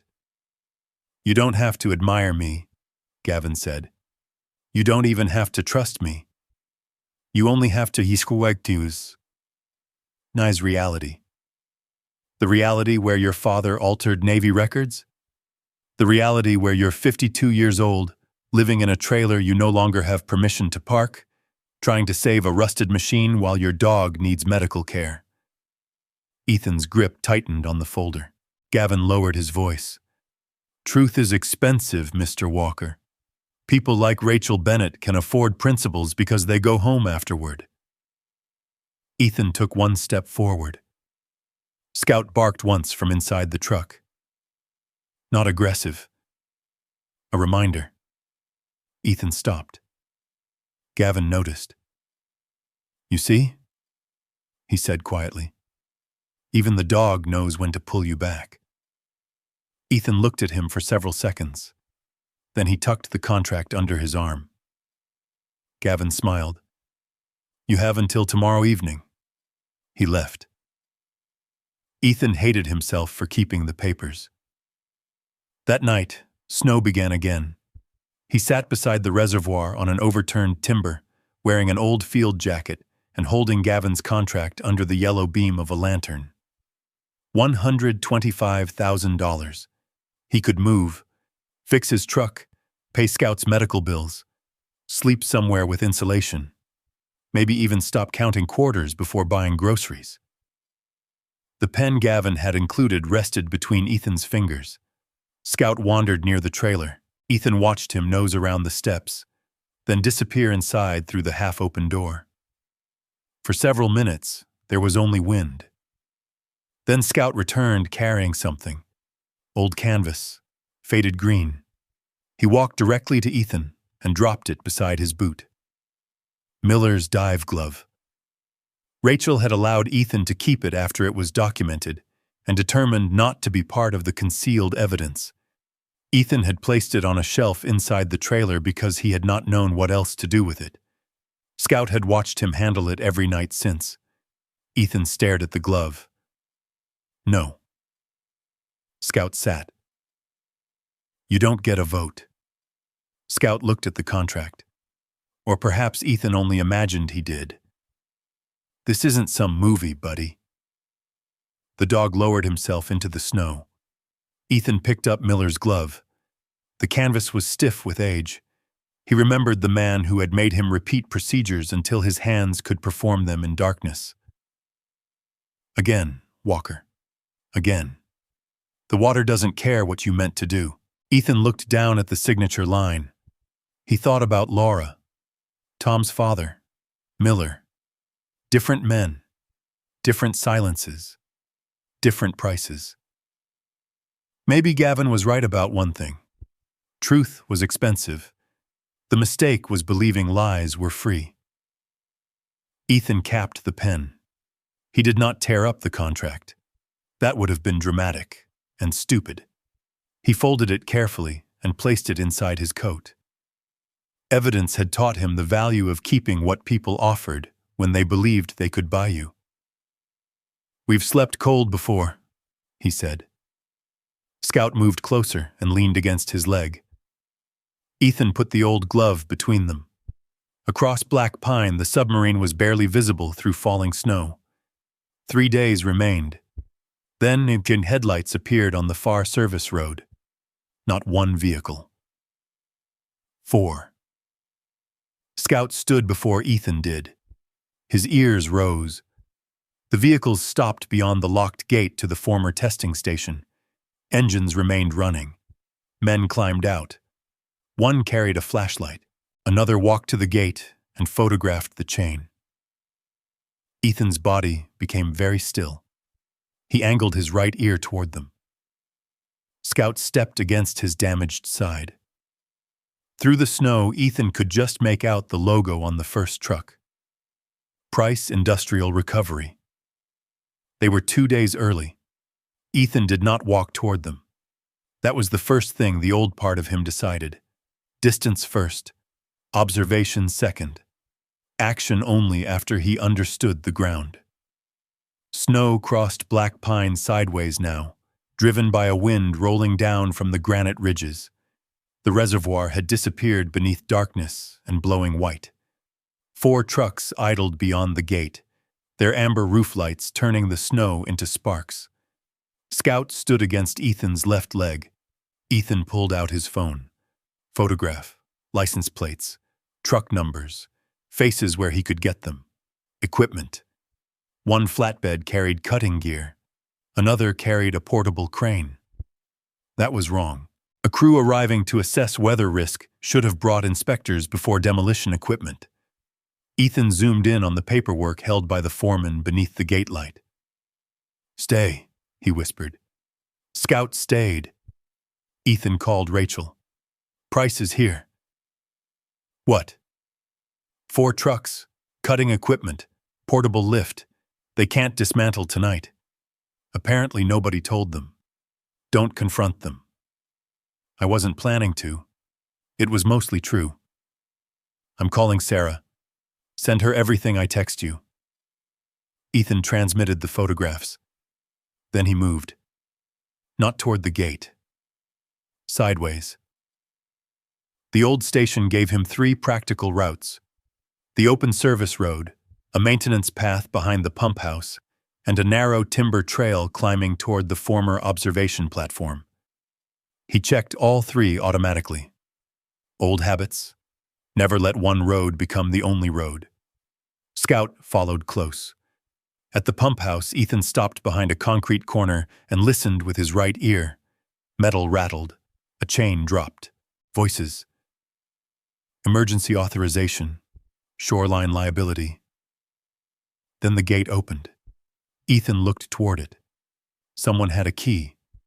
The trucks rolled inside. His phone vibrated. "Sarah."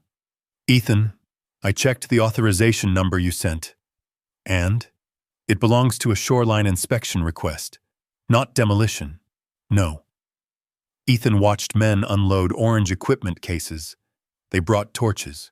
"Stay away from them. I'm 25 minutes out. They can cut through that aft wall in 5. "Ethan, I heard you. You usually say that right before proving you didn't." Despite himself, he almost smiled. Then Scout's head snapped toward the trees. Not the trucks, behind Ethan. The dog's posture changed instantly. Head low, ears forward. No bark. Ethan turned. Nothing. Only pine trunks and blowing snow. Scout stepped between Ethan and the darkness. A branch moved. Then a man emerged from the maintenance trail less than 20 feet away. Ethan shifted sideways before the man could come onto his damaged left side. The stranger stopped. Young. Reflective Price industrial jacket. Hard hat. Radio. "Didn't mean to scare you." "You didn't." The man's eyes flicked toward Scout. Scout remained silent. "Foreman wants everybody clear of the work zone." "What's your name?" The young man hesitated. "Dylan." "Dylan what?" "Reed." Ethan photographed his company badge. Dylan frowned. "Hey, you're on my property. The company has authorization. For inspection." Dylan's expression changed. Small. But enough. "You didn't know that," Ethan said. "I just work the crew." Then tonight's a good night to read what your boss signed. A shout came from the submarine. Dylan looked back. Ethan did too. The crane truck was positioning near the aft section. Too fast. No inspection. No stabilization check. No county observer. They had arrived knowing exactly where they wanted to work. Scout suddenly ran toward the vessel. Scout! The shepherd stopped and looked back, then turned toward the submarine again. Ethan saw why. 2 workers were carrying equipment directly toward the aft compartment. Not the bow, not the corroded exterior plates identified in the hazard report. The hidden wall. Rachel, Ethan said into his phone as he started walking. They're targeting the aft section. Her voice came through speaker. Sarah's coming. Do not get aboard. I won't. The wind screamed across the concrete. Ethan stayed in the open where everyone could see him. Stop work. The foreman turned. Heavy-set man, red beard iced with snow. His jacket read, Marshal. We have emergency authority. No, you have an inspection number. Marshal's face hardened. Move back. Ethan held up his phone. You've been recorded since you came through the gate. That slowed them. Not much. But enough. The crane operator began lifting a steel support assembly from the flatbed. Ethan watched the cable. Then the ground. Then the angle. The truck sat partly on frozen mud near the old drainage trench. Wrong position. Lower it, Ethan called. Marshall ignored him. The load rose. Wind caught it. The suspended steel fitting rotated. Scout barked. Once. Sharp. Ethan saw the cable shift across the pulley. Down! The operator reached for the controls. Too late. The fitting swung. Ethan stepped backward, but his heel struck a buried timber. For half a second, he lost balance. Scout hit him, hard. The shepherd launched shoulder first into Ethan's thigh. Ethan fell sideways into the snow. The steel fitting swept through the space where his chest had been. Then something struck Scout. A sharp metallic crack. A yelp. Everything stopped. Not the storm. Not the men. Ethan. Scout lay on his side. Scout! Ethan crawled to him. His hands moved before thought. Airway. Breathing. Blood. He touched the dog's neck.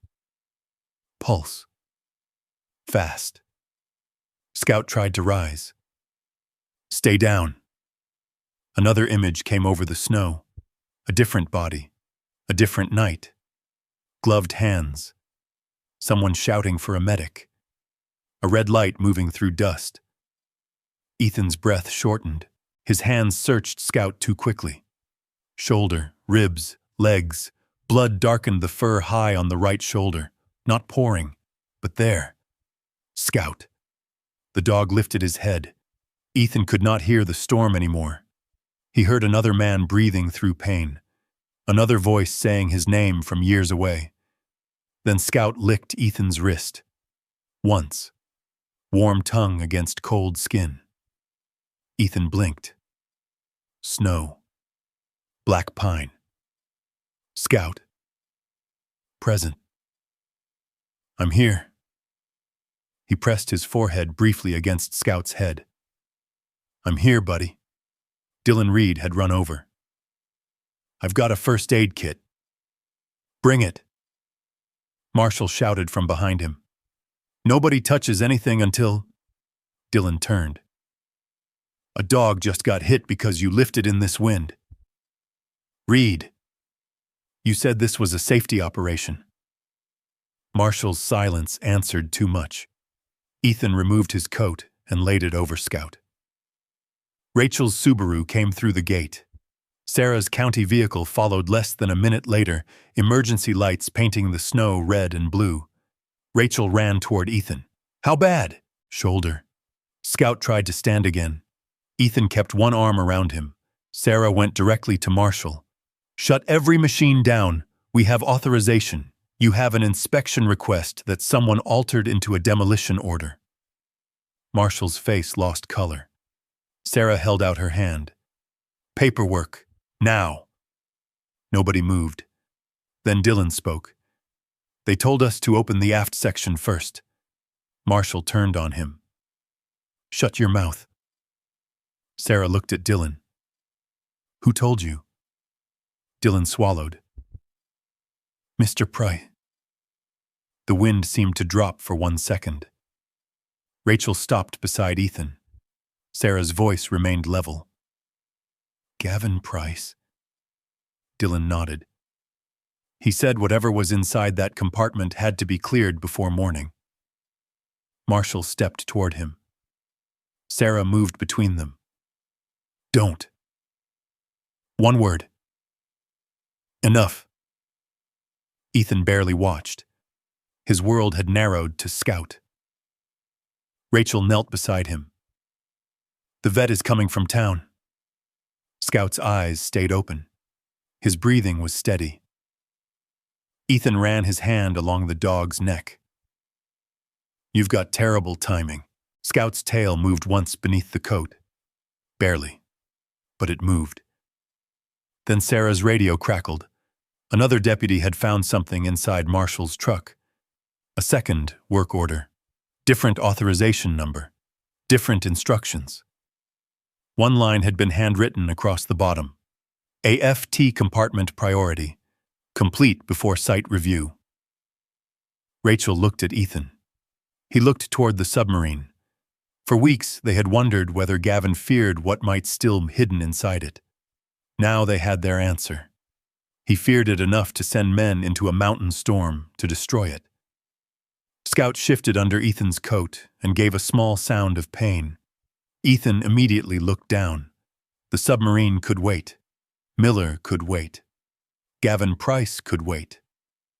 For once, the past was not the thing Ethan needed to save. He gathered Scout carefully into his arms. Your turn, buddy, and carried him toward the lights. Scout spent the night at a veterinary clinic 40 miles from Black Pine. Ethan spent it on the floor. Dr. Lewis had offered him a chair, then a cot in the staff room. He refused both without meaning to. He simply lowered himself beside Scout's recovery kennel, put his back against the wall, and stayed there.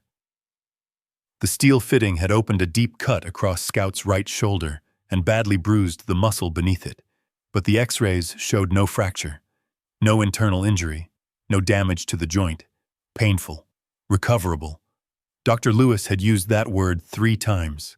Ethan still watched every breath.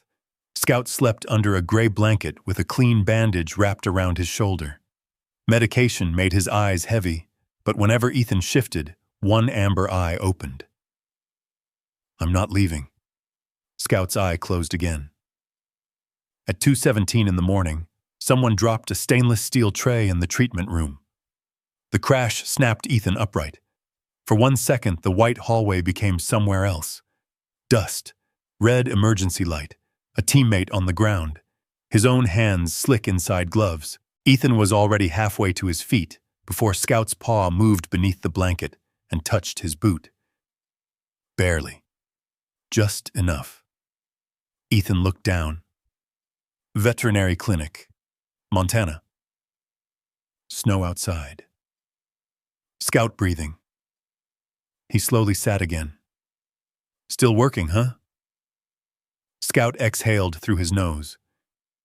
By sunrise, Black Pine had become a different kind of battlefield.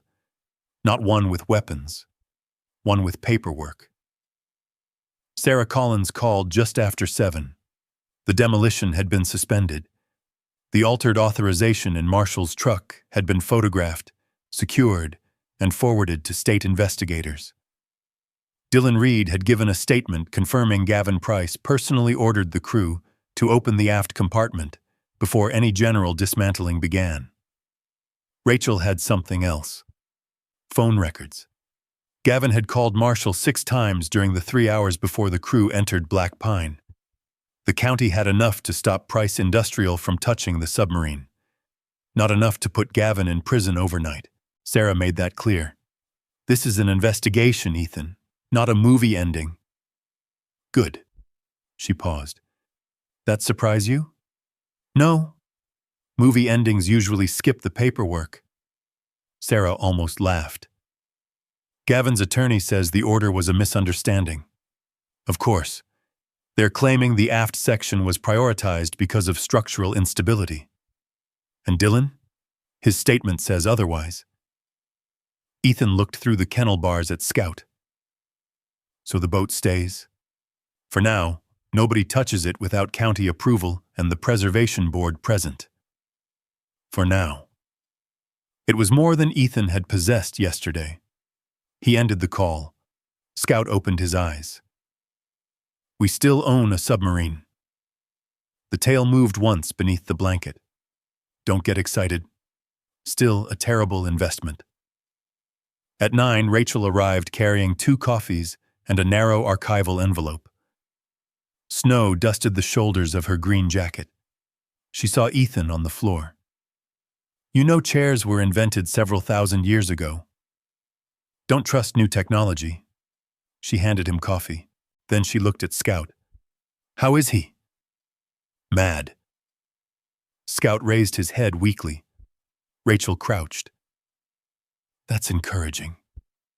She did not touch him until Scout leaned toward her hand.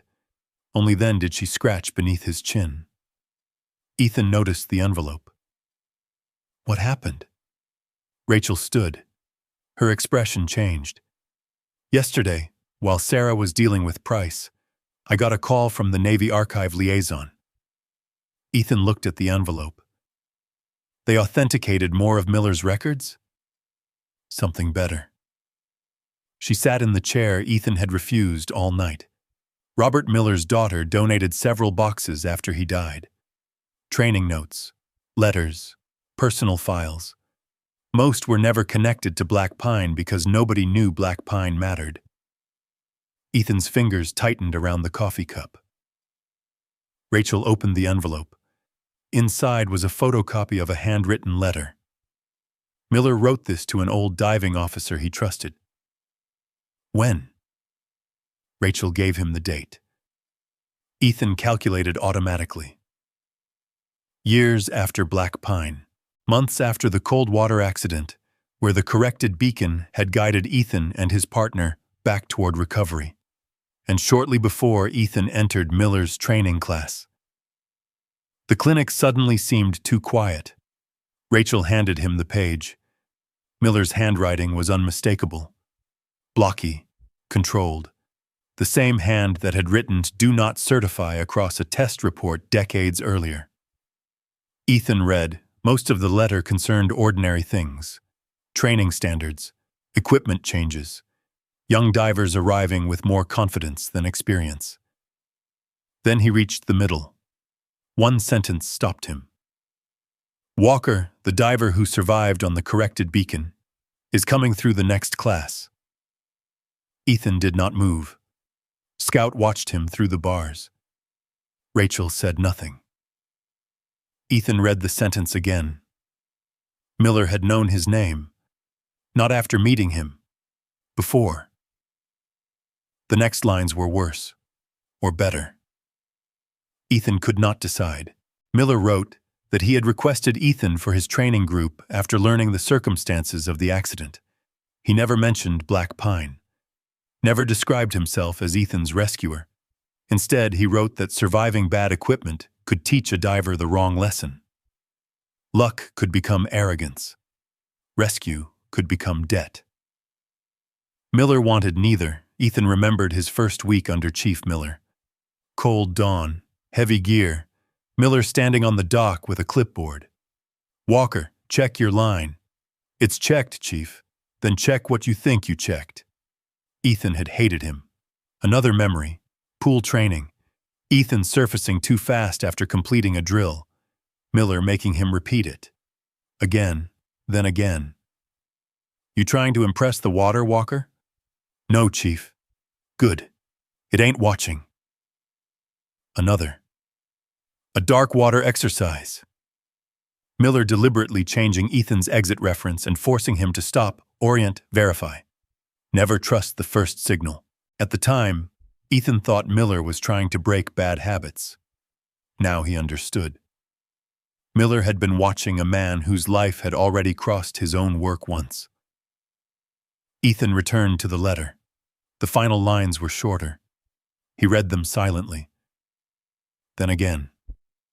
Rachel finally spoke. "What does it say?" Ethan swallowed.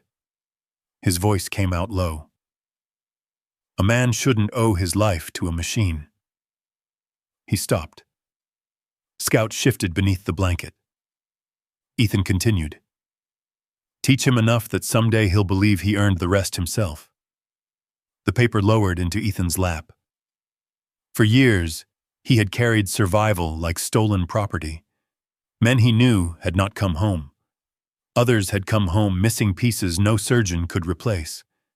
Ethan had survived explosions, black water, failed equipment, bad nights, and his own silence.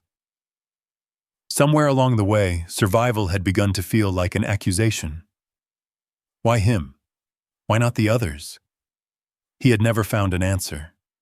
Miller apparently had not tried to give him one. He had done something harder. He had trained him, not as a favor, not gently, not by telling Ethan he had been chosen by fate. He had made him repeat procedures until instinct became discipline, made him check lines twice, made him respect panic without obeying it, made him understand that rescue might get a man through one bad night, but living afterward required skills nobody could hand him. Ethan covered his mouth with one hand. Rachel looked toward the window. She gave him the privacy of not watching. Scout made a small sound. Ethan moved closer to the kennel. The shepherd struggled to reposition himself. "Easy." Scout ignored him. Slowly, groggy from medication, he extended one front paw through the bars. It landed across Ethan's boot. Ethan stared at it. A laugh escaped him. Small, broken around the edges. "You too?" Scout left the paw there. Ethan reached through and rested his hand against the dog's neck. Miller had helped save him before they met. Then Miller had found him, trained him, and never once demanded gratitude. The realization did not make Ethan feel rescued. For the first time, it made him feel trusted. Rachel's phone vibrated. She read the message. The preservation board issued the emergency hold.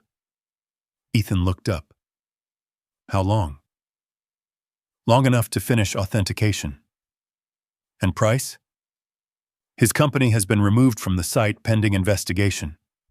Outside, morning sunlight began breaking through the storm clouds. Black Pine was still 40 miles away, hidden beyond snow-covered mountains. But Ethan could picture the submarine sitting where they had left it. Scarred, rusting, still there. Scout's paw remained across his boot. Ethan folded Miller's letter carefully.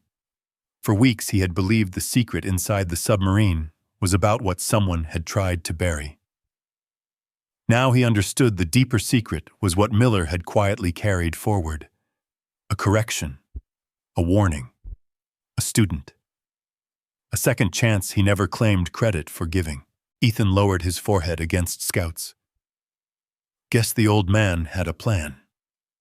Scout breathed warm air against his wrist. For once, Ethan did not look backward when he said it. By late spring, Black Pine had changed colors. Snow still clung to the highest granite ridges, but the lower slopes had turned green beneath the pines. Meltwater threaded down the mountains and fed the reservoir until its dark surface rose against the old concrete pilings.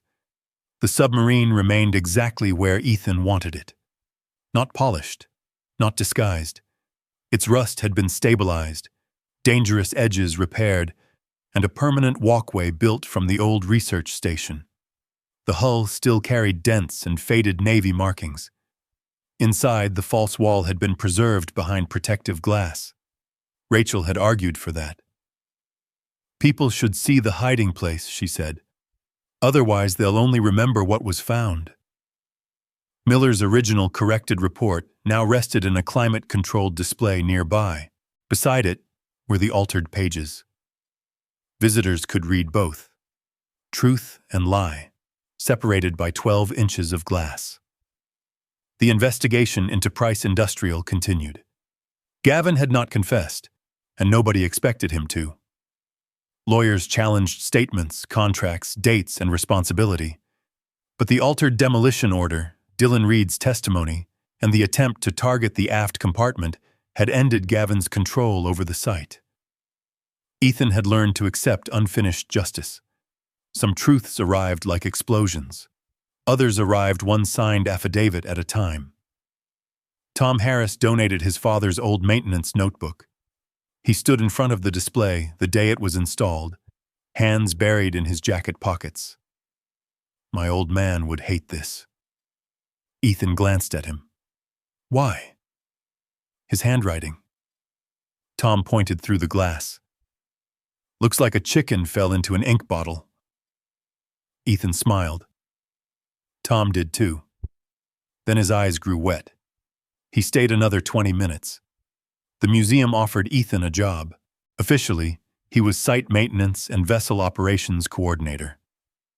Unofficially, he was the only person Rachel trusted to hear a strange pump noise at 6 in the morning and not turn it into a committee meeting. The pay was modest. To Ethan, it felt enormous. It came with access to a small caretaker cabin uphill from the reservoir. 2 rooms, wood stove, real roof, hot water most days. The first night there, Ethan slept on the floor beside the bed.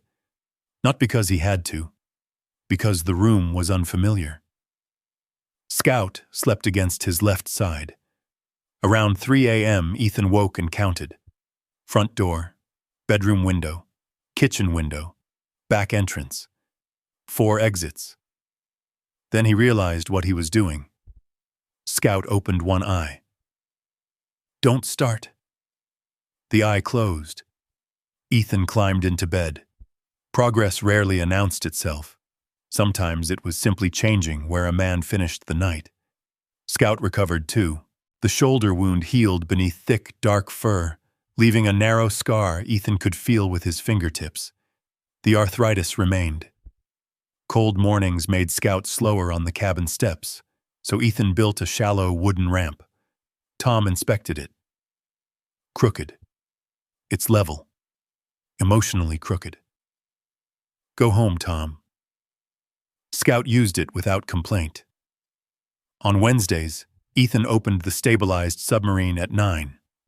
The first gathering had 5 people: a retired Navy diver, a former Army medic, a smoke jumper with a damaged knee, a county rescue volunteer who had lost a partner in an avalanche, and Tom, who insisted he was not part of any gathering and then attended every week.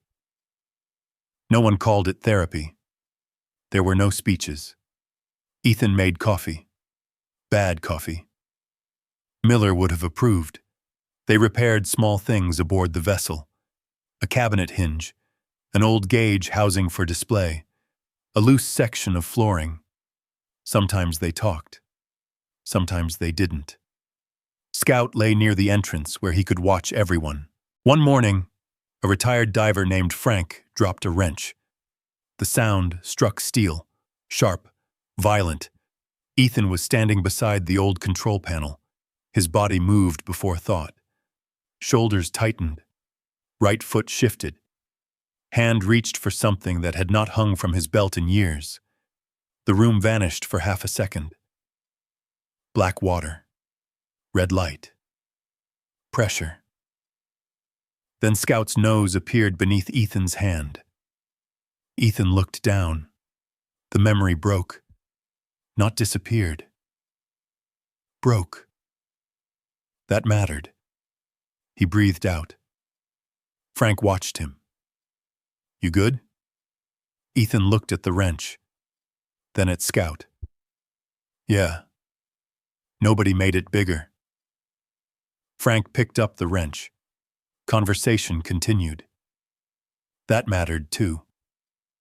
In June, Ethan finally wrote Laura. He had started the letter 4 times. The first sounded like an excuse. The second sounded like a military report. The third somehow became an explanation of acoustic navigation. Scout had fallen asleep halfway through that one, which Ethan took as editorial criticism. The fourth was shorter. He told Laura about Black Pine, about Miller, about Scout. But mostly, he wrote about himself. Not the man he wished he had been, the one she had actually lived with. He apologized for making her guess what every silence meant, for sleeping beside doors without telling her why, for treating her questions like threats, for believing that if he never described the war inside his head, she would somehow be protected from it. He did not ask her to forgive him. He did not ask her to come back. At the end, he wrote, "You were trying to reach me. I know that now. I'm sorry I kept making you knock." Ethan folded the letter. Scout watched from beside the stove. "That one better?" Scout yawned. Brutal editor. Ethan mailed it the next morning. No miracle followed. Laura did not appear at Black Pine. There was no music, no embrace beside the reservoir. 3 weeks later, a small envelope arrived. Inside was a single handwritten page.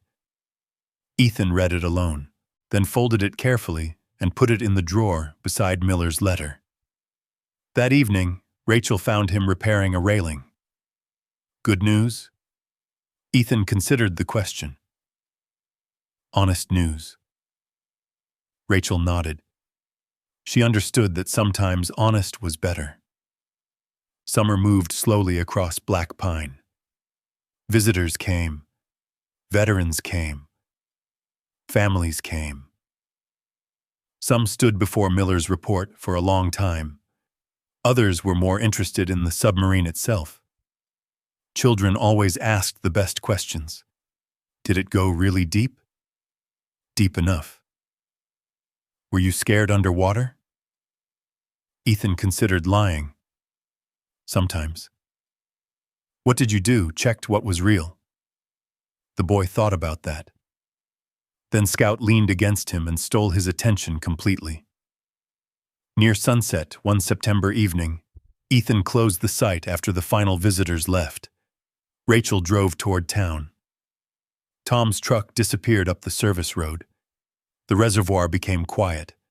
Ethan climbed onto the submarine using the stabilized walkway. Scout followed more slowly. Take your time. Scout ignored the advice and arrived anyway. They sat together on the hull. The mountains rose dark around Black Pine, their highest peaks already carrying the first white dusting of another winter. Ethan rested one hand against the scarred steel. $9. He remembered the laughter at the auction, the 30-day deadline, Scout scratching at a wall that officially did not exist. Miller's photograph, the signal, Gavin's offer, the storm, Scout lying in the snow, Miller's letter. For a while, Ethan had believed he bought the submarine because he recognized something in it. Discarded, expensive to maintain, easier to destroy than repair. Maybe that was true. But it was not the whole truth. The submarine had never needed Ethan to prove it was useful. And maybe Ethan had never needed to prove that either. He reached toward the small memorial plaque mounted beside the hatch. Chief Robert Miller, instructor, diver, a man who had corrected a signal, hidden a warning, then quietly trained one of the men who later followed that signal home. Scout placed his muzzle across Ethan's knee. $9. Ethan murmured. Scout looked up. Think they saw us coming? The dog's tail struck the steel once. Ethan smiled. Below them, water touched the hull. Tap, pause, tap. Months earlier, that sound might have become something else. A warning tone, a flooded compartment, a memory with no door out. Ethan waited. Nothing came. Only black pine. Only evening. Only Scout's warm weight against his leg. Ethan listened again. Water against steel, that was all. For the first time in years, he did not need the sound to mean anything else. And maybe that is what coming home really means. Not forgetting what happened, but finally being able to hear the present without being pulled back into the past. If Ethan and Scout's story stayed with you, leave a simple one in the comments. If you believe every veteran deserves someone as loyal as Scout beside them, leave a 0. And subscribe to the channel, because there are more stories waiting beyond the next mountain. Down another forgotten road, where one loyal dog and one second chance can uncover something no one expected. We'll meet you in the next story.